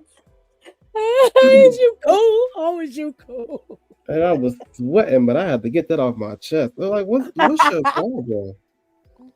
He said, excuse me? I said, every time I'm doing something, you got a problem. All these areas you didn't put me in, you got these click comments, you got an issue. What's the issue? What's the problem? He said, yeah, I put you in different areas because you don't do nothing right. No. I said, well, I ain't Must be never did this watching shit every before, time so I now do what? something. If it's wrong, then maybe you should let me go. Well, you work so you go home, you part-time, so you're not full-time, so you don't be reaching your hours. So Well, what am I just supposed to wanna be go home doing because according to you? I go to school. Granted, I didn't have no homework. But I'm like, I'm overnight. I'm not gonna stay in this bitch all day. Is you crazy? And he was after me. And He then must have liked you. I guess then Mhm. he wanted to sleep with me. I can. He just likes me for my body. He was annoying to everybody. Well, I said we were looking like a fucking black Clark Kent. Then it's not hot. that's what happens when you don't really have much going on in your life, or you peaked in high school and This don't is have you. shit else going. I should Gotta like have you something for live, it. breathe, and eat shit. Sleep Walmart, don't you? You just hate the fact that there's something else going on for myself. Oh, that's all you got, ain't it? It's Walmart. You go home, your wife treats you like shit, Got a new or baby you're girl on lonely. your face. They don't like you. Nobody likes you. But at Walmart, you got control. That's nice. I'm glad you have something. It was a crazy time. And Yeah, be I'm so so glad I that never worked at that Walmart. bitch tried it with me. Every I don't give chance a she fuck how hard life is, unless it's my dire last need. I can't fucking do it. I'm not gonna be able to do that. I think that Indian lady was racist. Yeah, it's possible. She said, y'all bringing down my business. I said, girl, online shopping is a thing. It just started. Everybody ain't going to the mall. Are you stupid? Not y'all bringing down my business. She was like, "Yo, you're not smiling when you come to work like they do at Chick-fil-A." I said, "Girl, you pay me $8 an hour. What am I And smiling Ain't about?" nothing to be, Chick-fil-A ain't was nothing to be making smiling what, like about. 15? Don't they start at like $15 an hour at Chick-fil-A? I think they start at 15 now. Yeah, Okay, I would be Back setting then, my it it was used budget to be every like making time. like 13. If it's it fifteen had to be dollars, making like above minimum, I was like, but just "Girl," that's why they be barely. real. That's why they be real selective who they pick. and I was Mm, actually sick. Shout out to food poisoning. mm, mm. Okay. I know my when I put on my belt now, I have to go to like the last little like notch in it, and even that's a little too loose now. And I'm like, ooh, I've lost weight. Skinny? Oh my God, Oh, I'm so happy for you. You lost all that weight. It's wonderful. It's what a diet of 3 cups of coffee and 6 cigarettes a day will get you. Oh, No, that's not a good diet. see, that is just nasty. That is That's just just disgusting. nasty. Smoking cigarettes. You should be ashamed of yourself. Well, I'm not. No. You should be. That's nasty. Okay. We're gonna do the SBC chat since Hiram ain't got no more shit to talk about. I mean, I joined NAACP, guys. Yeah, you did tell us that. Congratulations. I am now a freedom fighter. Yay! Fight for our freedom. congratulations, Also, I met Jasmine. my What'd you say? Shayla. I said I also met Jasmine Crockett. So Oh, you missed James. Now her security guard just got arrested for a standoff. I think that nigga dead. I think they I thought he got killed I think he did die. because it's so crazy. Because I think I met his security guard not too long ago. Well, he dead now, baby. Him dead. Got that standoff going with them police, huh? Look, I got to tell you something. Look who Sean ran into. I don't know what to believe anymore. Who the hell is that? Is that Anderson Varejao? Mm-hmm. Oh my God, he don't look right. What the fuck? What the fuck has he been doing? You look like a regular ass human being. Shit, I don't recognize him. I'd have walked past that nigga like he ain't exist if I seen him. He live here? I think so. Really? Really? Oh, well. I thought that was Justin Guarini for a minute, Jared. I was gonna say, what the fuck? Who the fuck is Justin Bro? The dude from American Idol. Little Sweet. I know about Little Sweet. I don't know, That's I don't know this Justin Sweet. his name is Justin. I know Little Sweet. It's a sweet one. Okay. We gonna do SBC check because Hiram ain't got no more mess. So Yes, I am a new person with you. Oh, is I it got a little coughing mess? mess. Oh, hey, what kind of mess you got? So do you remember when I told y'all my friend had stopped talking to me? Yeah. Yeah. Well, he like texted me on Sunday because he was in the area where I used to live. He was like, I was reminiscing. And Like, of course you would. It's me. Hello. I cannot. That was like, I was like, what did you do? we went on a date. Yeah, that's what I wanted to know. We went to the Bourne Ass Aquarium. Oh, you went to the aquarium. That's cute. Yeah. Nice. And Did we it end kissed. well? Yeah. Oh. It was amazing. Y'all gonna go on another date, or that was it? No. That was it because he stayed far. He stays in Columbus. Oh. And that's like an hour away. Oh. This is no good. Well, as long as you had a good time. Yeah. But That ain't too messy. That's pretty decent. we had a little conversation. And he said he had a Ooh. phone call. So I'm like, okay, I'm waiting for the phone call. Did you get it? No, I'm waiting for it. Okay, babe. I have some mess. Oh, Oh, Lord. The police oh. got called to my job like a week or so ago. Which one? ADT. Oh Wow. wait. Was somebody fighting? Someone was getting fired and she was refusing to leave. Um Oh, so it was like I heard it and like I was like, oh, someone's just being like loud out in the hallway, like it's nothing major. And then next thing I know I hear, y'all got me fucked up, and I said, wait a minute, what's going on? And so she was refusing to leave, kept going off, and so it was like a solid like 2 hours that she was going off. So we had to call the police because she was refusing to leave the for premise. 2 hours? Yeah.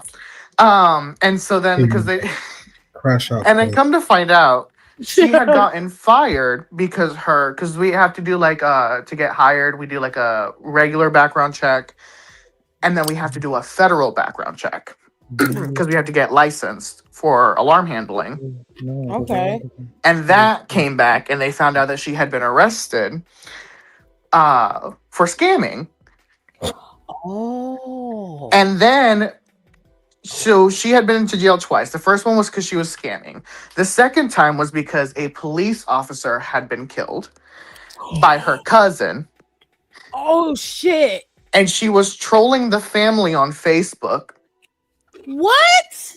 and had set up a GoFundMe claiming to be the family, asking to help pay for funeral What, you was costs. trying to scam? No, Rico. So it was like a layered issue because it's like, first of all, your cousin murdered this police officer. You are on Facebook trolling the family of said police officer, and then you set up a GoFundMe in their name to receive money, claiming to be the family, asking to help pay for funeral costs.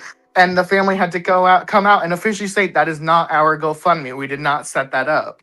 That is ridiculous. And this all happened like 2 years ago. And she had the audacity to apply for a job that deals with alarm handling and response. I bet you she was trying to start scamming again.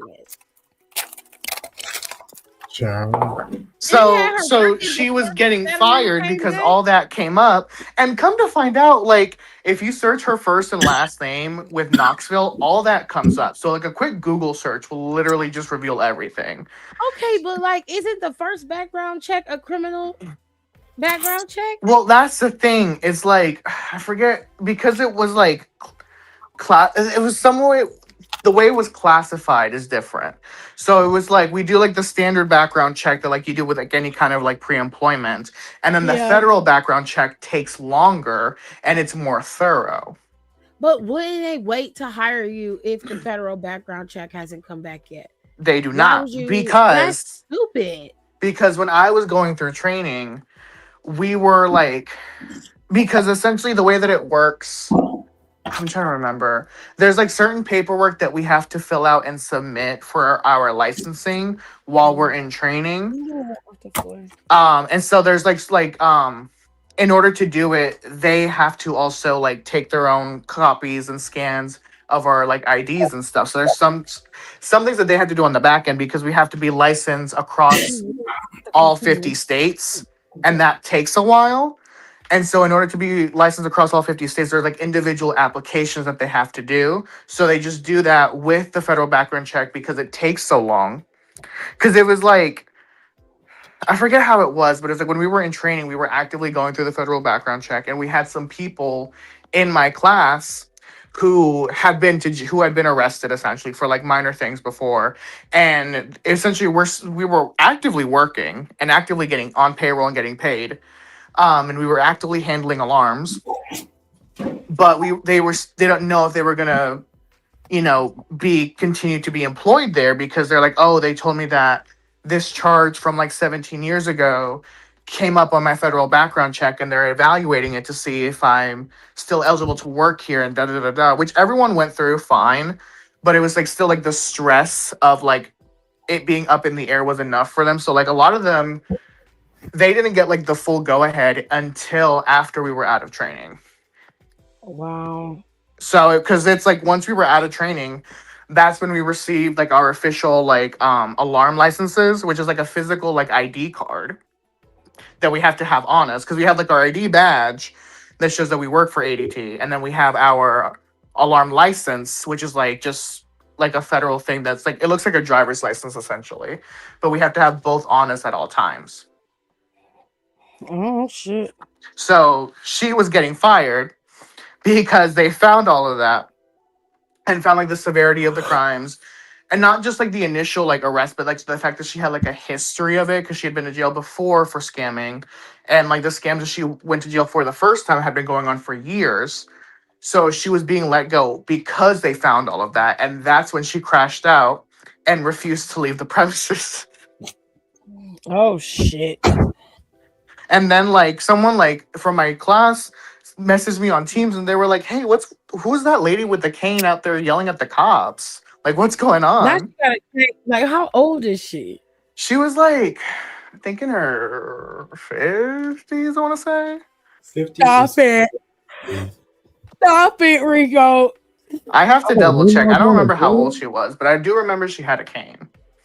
50s. She might be early. She might be in her 40s, but I don't know her. Like essentially, I remember seeing her in passing, and I remember seeing like her desk because I walk past her desk when I walk in. So when I heard her name, I was like, oh, I walk past her desk every morning I come in, or at least on Fridays, Mondays, and Tuesdays, because that's when the training classes are. I don't see her Saturday or Sunday. But I was like, I see her like 3 times a day, like 3 times a week. Like what? She like and like Well, now you apparently she ain't like gonna her. see her at all, baby. No, it was No, baby. it was so bad because like the trainer of that class was a trainer that we Yes. had, and like the trainer was she is like the sweetest person. She was like a middle school teacher before she was doing this, so she's like a very like bubbly person, and like just to see her like the day that it happened, just to see her like red in the face and like clearly she was crying because it was like a very because like she had to let her know, hey, we're firing you for this, and then the lady blew up on her for it. So she was like, I'm sorry, like, this is not something that's like within my control. Like I can't even like really do dismissals, but like, so it was a whole day. But then it was over and then the day went on. So That's messy. yeah, it was when I found out the full tea, I said, this is crazy. Because obviously everyone had the question of like, oh, with like how like the background check works, like why did they let her work here? And I was like, it didn't come up until they did the federal background check. Which, like, Because I think she that's was, ridiculous. yeah, You it was shouldn't be just working because, there if it's not clear. Like, you wasting a slot for somebody who actually has the credentials to be able to do the job.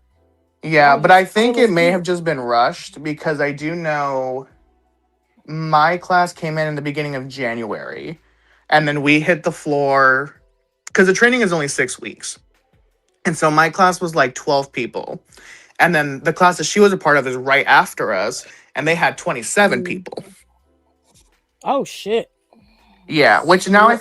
now I think they're down to like 13, I want to say. Mm, But I know that it was a big class because originally we were in like a classroom setting, but they couldn't do that with this class. They had to start them out on the floor because there was no room for them in the classroom. oh wow. So I think it was just like they had so many people, and again, like the background checks just took forever because again, like we submitted all of our paperwork and our documentation and stuff like that before we even started. Like that was like we had to have it either on or the day before or the day of to like work there or whatever. So we had to have it at least submitted, but it just took forever. Mm. Because again, like I don't have anything negative on my stuff. Like I've never been pulled over, I've never had a ticket, I've never been arrested, none of that stuff. And like mine didn't come back clear until like week 5 or 6 of training. So like the last 2 weeks of training. Yeah. Well, that sucks. Ma'am. And that's my story. And you're watching Disney Channel. Right. Okay. We're gonna do SBC chat, and then I'm gonna let everybody get out of here. So we got 6 questions, and we might have a answer because last time I think me and Don only answered like 2 of them. Question number Some 1. bullshit. It was: if you have hope for humanity and believe in love, soulmates, and all things good, I need your help. I'm a Frenchman. I moved to the States when I was 14. My current girlfriend is a Black woman. We live in Inkster, Michigan. Damn, y'all putting y'all shit out here. She's an educator who loves to bowl like me. She used to volunteer at the church, but stopped. I told her that I want to get married, start a family with her, and she said that's a waste of time because we're in hell, Louise. We're under chastisement. What? What the fuck? Long story short, my girlfriend believes we're currently living in hell and we're ruled by demons and suits. Oh, who assault, eat children, and start bloody wars all over the world. Well, okay. Well. So about that. I mean, I don't know how to tell you this, Are you other sitting man, but down? right, Do you like, want I to sit mean, down for this?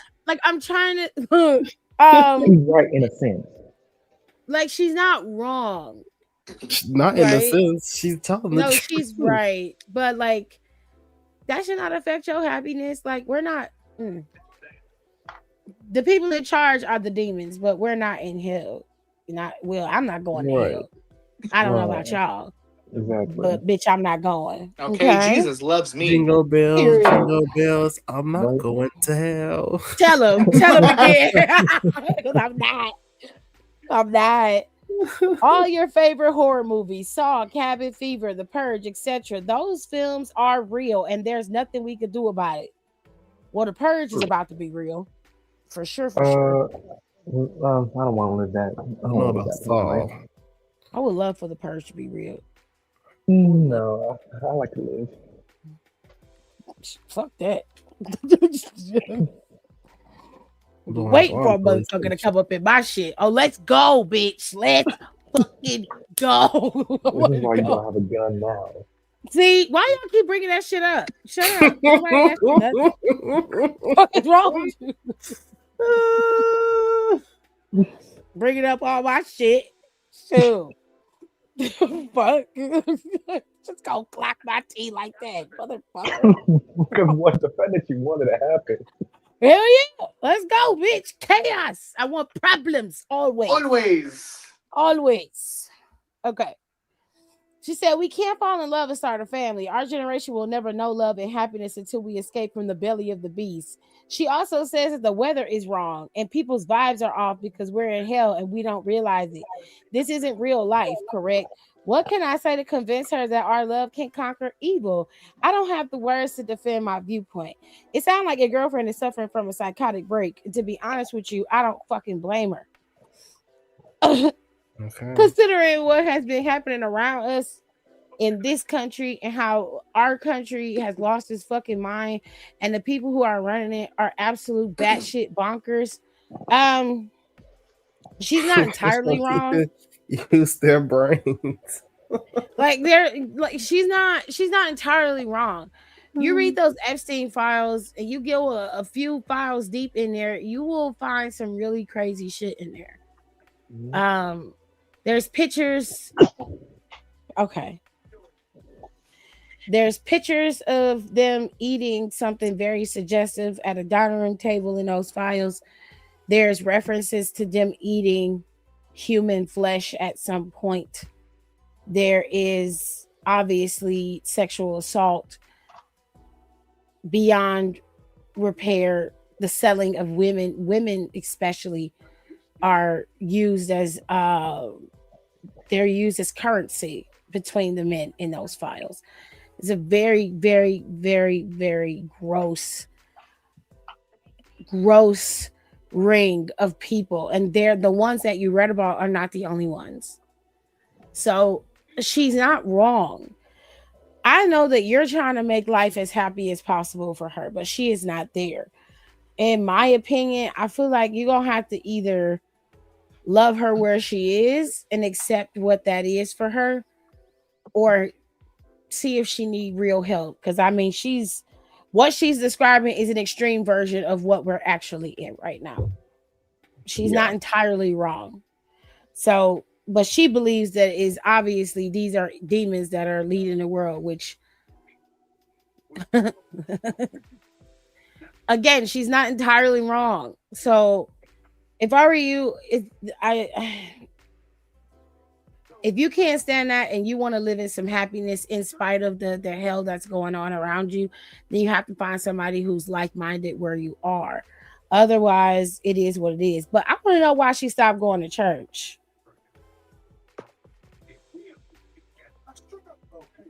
That's interesting. She stopped going to church because you would think a church would be a place of comfort, but I guess she saw demons there too, child. I don't know. I mean, depending on what she is. He said she black, so she was either at a missionary or Baptist church, child, or somewhere. Yeah. Or Kojic, holiness, something. Question number 2.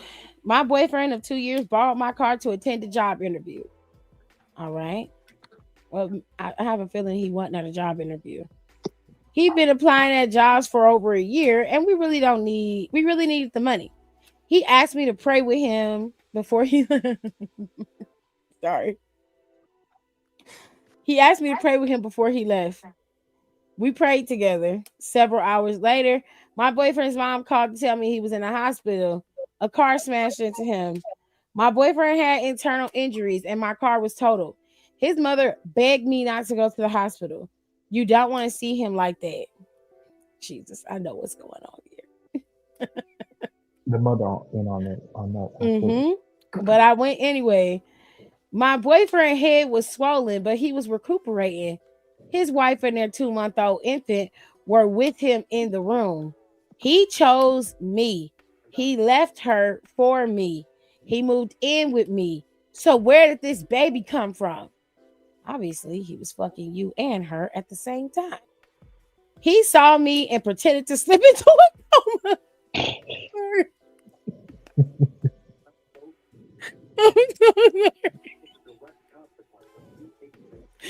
He saw me and pretended to slip into a coma. The nurse asked me to leave, but his wife stayed behind. Why did he move in with me if he was still fucking with his wife? So like, you knew he had a wife.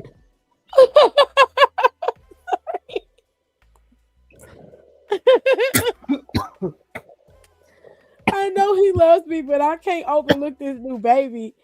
Also, he chose to go home with his wife when he was discharged.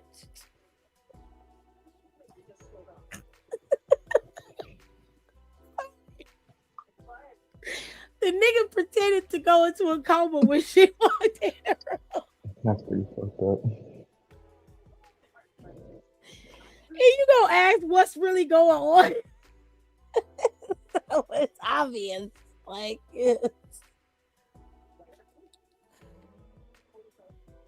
I don't know, man. You got a better view of this than I do, so you know. The nigga slipped into a coma when you came in the room. I think it's over. I think the relationship is done. Goodness. Nigga faked a coma, Jared. My God, today. Question number 3. He lost his job while we were on a date. Jesus Christ. Our first date. Things were going well. He was cute, funny, and a great listener. I wasn't in the mood for a relationship, so I knew I would bring him home for a one-night stand only. He knocked the Mario coins out of me. He knocked the Mario coins out of me. He earned a light breakfast the next morning. I worked from home, so I was packing him an egg, cheese, biscuit to go when he received an email that he lost his job. The company dissolved his entire department. He cried and howled and sat down to think about his next steps in life. I fed him, talked him off the clips, and 2 weeks later, he's still in my house. I'm not a monster, but I don't want him here. He can't seem to take the hint, and he never leaves. So it's hard to put him out. What to do? You got played, my guy. Like when y'all go on dates, Better hope you right? don't And know about squatter rights. you decide to sleep with a man. Y'all never say, "Let's go back to your place."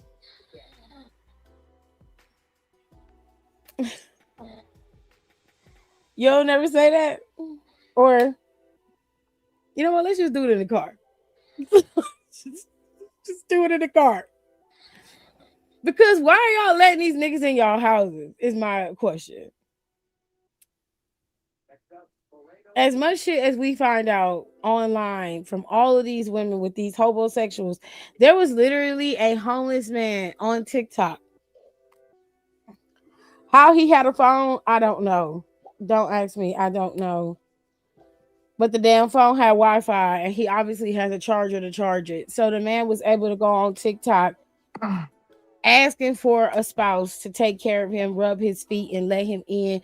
He said he need a place to stay. He want to find love. And I'm like, I just need a woman who got a house and is really and willing to, be loved by their man and to be taken care of. And I'm like, well, how you gonna take care of him? You don't even got a You're job. not, you're not offering anything. And then the problem I have is this will be a nigga that'll go and stay at a woman house and be living at her house and then make her kick out her adult son or her 18-year-old son because he don't want he don't want no other man in the house. Yeah. Then when the girls on TikTok telling you maybe you need to be focusing on finding a place to stay, getting a job, you telling them I deserve love too. I deserve to be in a relationship too. Since you got played, you went into this thinking you gonna get some and he gonna go home. Then he finds out that he's got a motherfucker. He gets his job. I guarantee you he set that email up to come to him. And I bet you it was a Gmail account that sent it. You didn't even look at it. You just accepted what he said, and now he's staying at your house. And it's been 2 weeks. He not gonna leave because he know he got squatters' rights. You need to look up your squatter rights in your city and state. And you also need to serve him a 30-day eviction notice. He needs to be out in 30 days. That's the only way you're gonna get rid of him. Or at least attempt to. Because as long as he don't leave, he technically can claim that's his residence if he have mail coming to that house, which I'm pretty sure by week 3 he will have, because your ass is stupid. So, but at least you're getting digged down, I guess. At least you get that, you know. Question number 4. These pretty mild compared to last week, honestly. Question number 4. My birthday weekend. Oh, look, Hiram. Birthday weekend. And it was my birthday I cannot. weekend. It was also our second wedding anniversary. My wife and her mother had been having hush hush conversations about balloons and catering, so I knew they were planning a surprise birthday party for me. Backstory: my father died while I was incarcerated. My wife Ooh. knows how alone I felt. Oh, I'm sorry to hear that. It's my birthday, so I got my hair cut, got a birthday quickie from my friend. Hold up. Wait a minute. What you mean? What friend? Birthday quickie mean what I think it mean, babe? Yeah, It mean what I think it mean? Okay. Okay, so you cheated on your wife. was it with the man? I don't know if it was with a man, baby. He said with his friend, so could have been.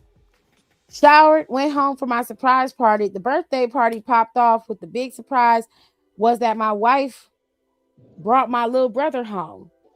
My brother Gary was home from prison and my wife invited him to my party. However, Gary is not my blood brother. Oh, shit. He's a younger man that I was intimate with when we were locked down. Oh shit. Gary wrote my wife, spun a story about needing the address to be released, and he sweet talked his way into our home.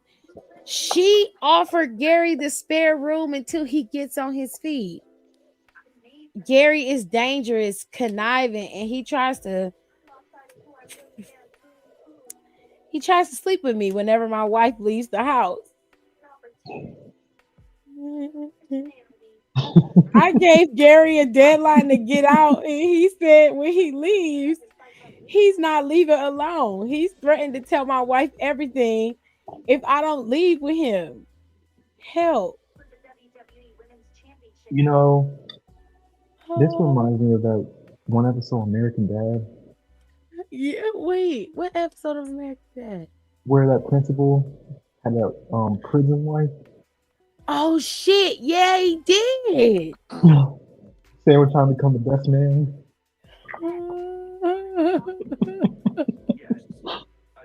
I don't know what to say to this. There's some prison rules.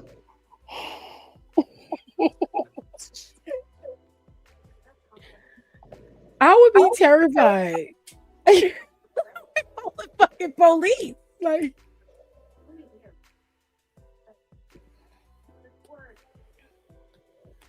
damn.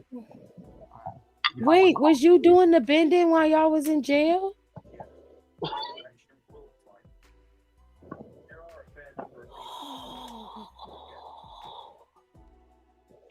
There's so many layers to this. I don't know what to say to it. What do I do? What do I you mean, do? good luck and Godspeed, I guess. I mean, I feel like your only course of action is to come clean. Like, you were in jail, bro. Like, I want to know if you doing the bending though. I know it sounds bad, but you made it very specific that he keeps trying to like.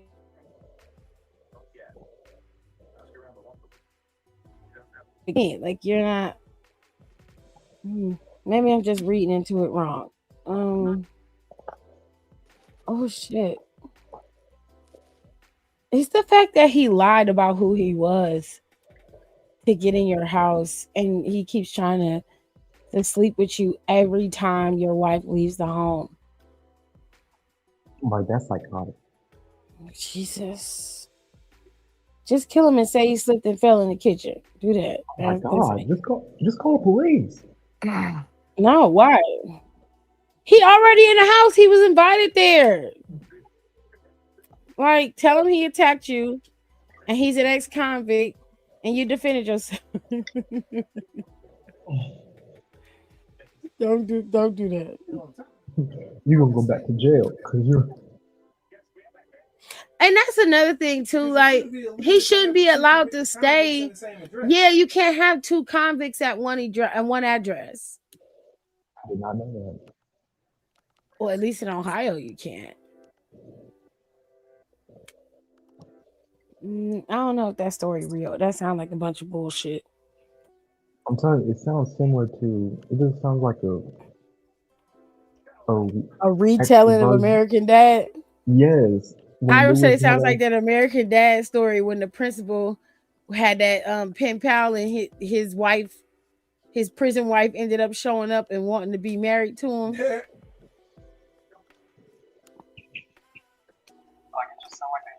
Question number 5.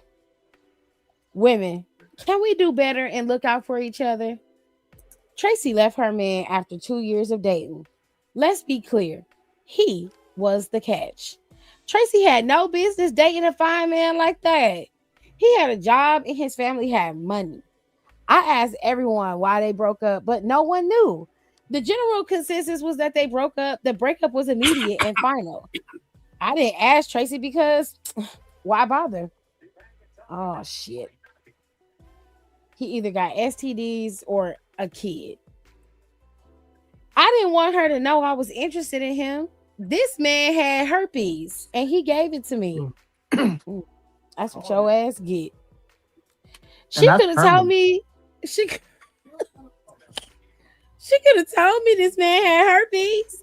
Women need to do better by each other. If a man is on fire, the right thing to do is to tell others. We're all friends with Tracy. She could have warned me. I shouldn't have herpes. And I wouldn't have it if she would have told the sisterhood why she left him. How do I confront her for not warning me about him without letting her know how I found out about her ex having herpes? Maybe not fucking her ex. Try that.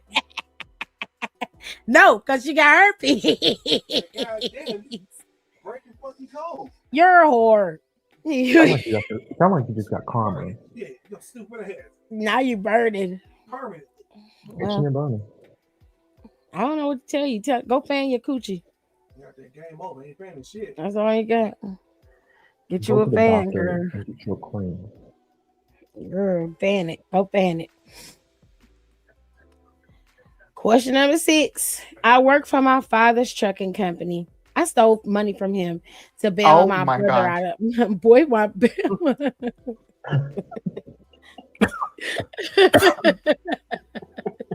it's like he popped right in when the real shit happens.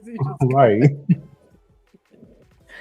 I stole money for him to bail my boyfriend out of jail. And his first night out, he cheated on me with his baby mama.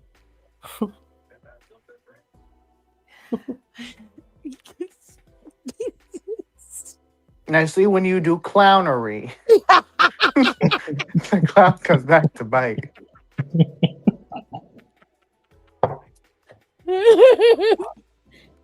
When I caught him at her house, he called me insecure and told me to stop competing with his kids. Of course, the first person I'm going to go see is the mother of my kids. Here's the thing. If she's so important, why didn't she bail him out? Doesn't he owe me loyalty for looking out for him? I want to give him a baby to be on equal status with her, but I don't know if it's worth it or not. I love him and I think he loves me too. It's just the way he always break up and he's always running back to her. If I try to leave, he runs to me. Advice. Girl, what the fuck are you talking about? Like, for real. You're like talking about he always running to this girl, so let him stay there. And then he leaves, he always run to you. Is that what you like? You like being chased. You like the feeling of somebody constantly coming after you because it makes you feel wanted.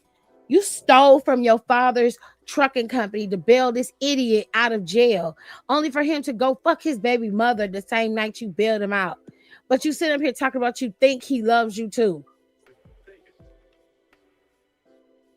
Go get therapy and get the fuck off the internet. Stupid ass. Ugh. I'm exhausted. You know who's gonna be more exhausted? Oh, Jesus. Her dad when he finds out that she stole the money.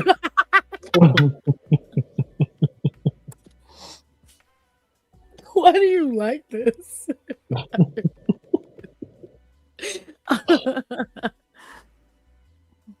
I'm gonna tell y'all what I read on Reddit for one of my Reddit stories, but I need y'all to go listen to it. I think it come out next Saturday because I have them all scheduled.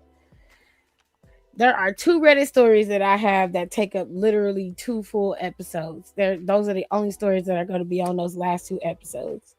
The first one is about a man who was in a 15-year relationship with a woman, and he said that the reason why they broke up was that they was financially stable. But there were some other things that happened in this relationship that you find out later when he explains that he finally contacted the man that he found out his girlfriend was cheating on him with. And then he breaks out everything that she did in their entire 15-year relationship to this man. Spoiler alert, she marries this other man. He ends up marrying her 6 months later, but he's abusive. Wait. So she had a side piece for 15 years? She had a boyfriend for 15 years, and then they broke up. They had a 8-month-old daughter, and then she decided she wanted to be back with him when he finally got a new girlfriend and he was happy. She would do things like scratch his car, call him at all times of night. She busted out his girlfriend's windows, attacked her, stalked her. She got tired and broke up with him. So after some time went by, she started love bombing him, calling him profusely, telling him she loved him. I need to be with you. I feel like we can make this work. Our daughter wants to see you. She loves you.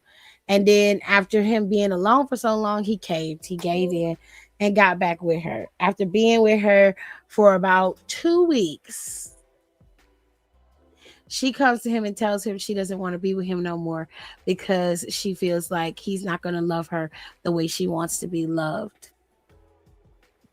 Bitch, maybe you don't need to be loved.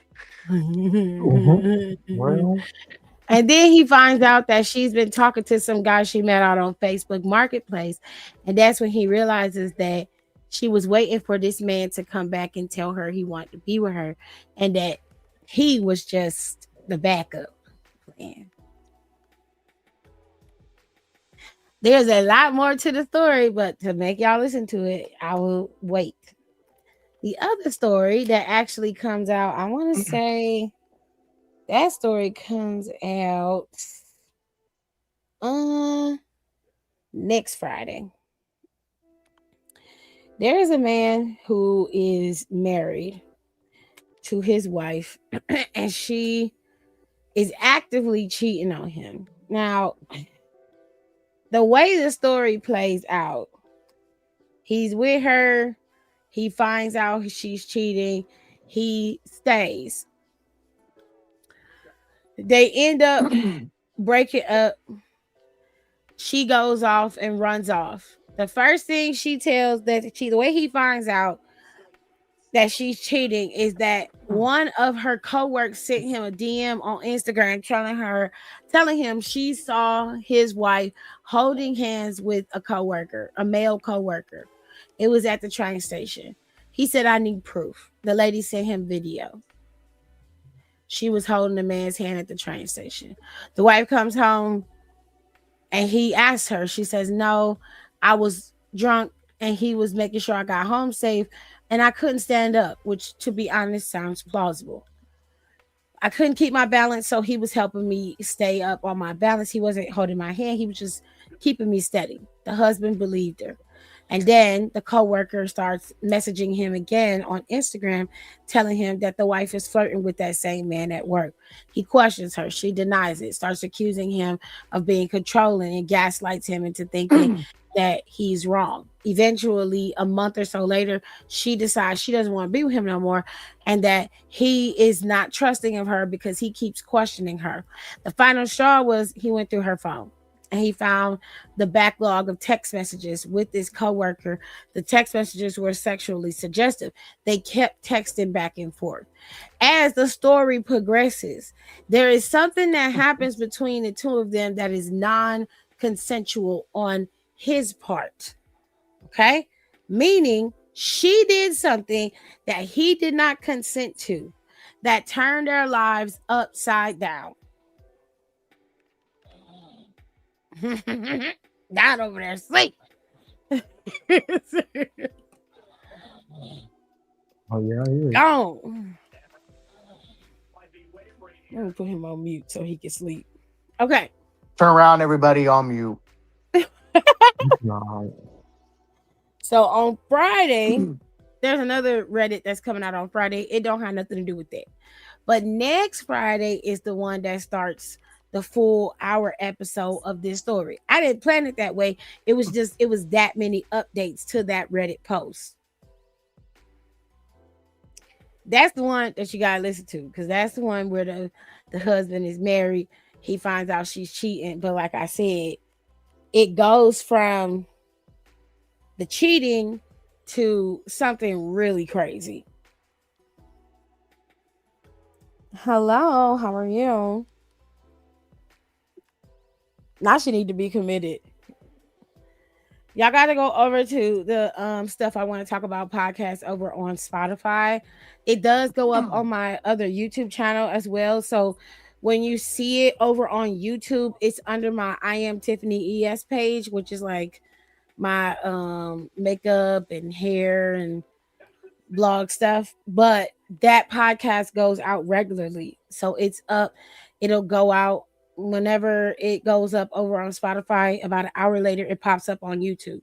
So if you don't go to Spotify regularly, you can find it over on my other YouTube channel. And I'll make sure you guys see it. Okay. So you gotta listen to those podcasts. The Reddit Fridays come out every single Friday. I'm making sure to make a point to keep that schedule of the Reddit Fridays to come out every single Friday. And I'm trying to pick the best Reddit posts I can find, the messiest ones, the juiciest ones that I can find, because I really like reading them. And I try to like pick throughout the month, like maybe a Wednesday, I'll put out something else that has nothing to do with that. So make sure you keep up with that. Also, don't forget the podcast for Down for the Count. I do stream them simultaneously over here and on Down for the Count's page, so y'all can hear both of them. And so I can get more people over to Down for the Count and get to know Alexis and Nicole better. And of course, when Donna Rico pop up, that way everybody kind of, the whole audience is cohesive for mine and for Down for the Count. Yesterday was a really good episode. So if you missed it, you need to go back and listen to it because it was really fun. It is up on Down for the Count's page, and I am going to leave it up on Down for the Count, and I'm going to lock that video on my page. So, and next year we're going to open up memberships again, because some of the stuff that I do, like the reading and chill, it doesn't do well on my channel for you guys unless I go live, and it also doesn't do well on my channel for Wrestle Eats unless I just do shorts, which I might just keep it as shorts. So y'all let me know what y'all want to do with some of those segments in the comment section below. If you prefer it to be on memberships, then I can put it on memberships, and maybe I'll just put like shorts out for some of the episodes if you guys want that. But yeah, I'll bring back memberships, and we'll have exclusive stuff to memberships. Like some of the analysis will only be on memberships. You'll have like member exclusive lives as soon as we get to a certain amount. Of course, you'll keep your discounts. We'll have new avatars for memberships. All that good stuff is coming. And Down for the Count is going to be doing a Patreon soon. So a lot of our OG stuff is going to be on the Patreon. The roast sessions and all that kind of stuff will be over on Patreon, because I know a lot of y'all have been asking for that to come back, and it will. It just won't be public. We can't make it not public. We got to make it so that it's got something going, because we don't want to get in trouble. The messier, the better. Kira messy. Anyways, don't forget to rate, comment, and subscribe. I will be back Friday. Okay. And I'm going to stream tomorrow for my my 2K26 for my Rise. I'm going to stream that. So that'll be up for you guys to watch as well. So be on the lookout. I think I'll start streaming at around 3. I think that's a good time for me to start streaming. Other than that, I have nothing else. I know I said I was going to watch WWE Unreal, but I'm not watching it this season. I don't want to. I don't feel like it. I did the first 2 episodes. I think I might put those out, but I don't feel like watching it. I'm not feeling it. So other than that, tell you're feeling me the way you feel. Other than that, I will see you guys on Friday after SmackDown. Hopefully SmackDown's really good. SmackDown was okay last week. We want to know who Randy was talking to. He was talking to me. You wish. On that note, I will see you guys later. Just make sure you don't let no convicts in your house named Gary. Peace up, A-Town down. They might try to fuck you. You never know. Okay, bye. Thanks for tuning in. Don't forget to rate, comment, and subscribe for more wrestling content. Check out our merch and consider becoming a member for exclusive perks, special emojis, and members-only content.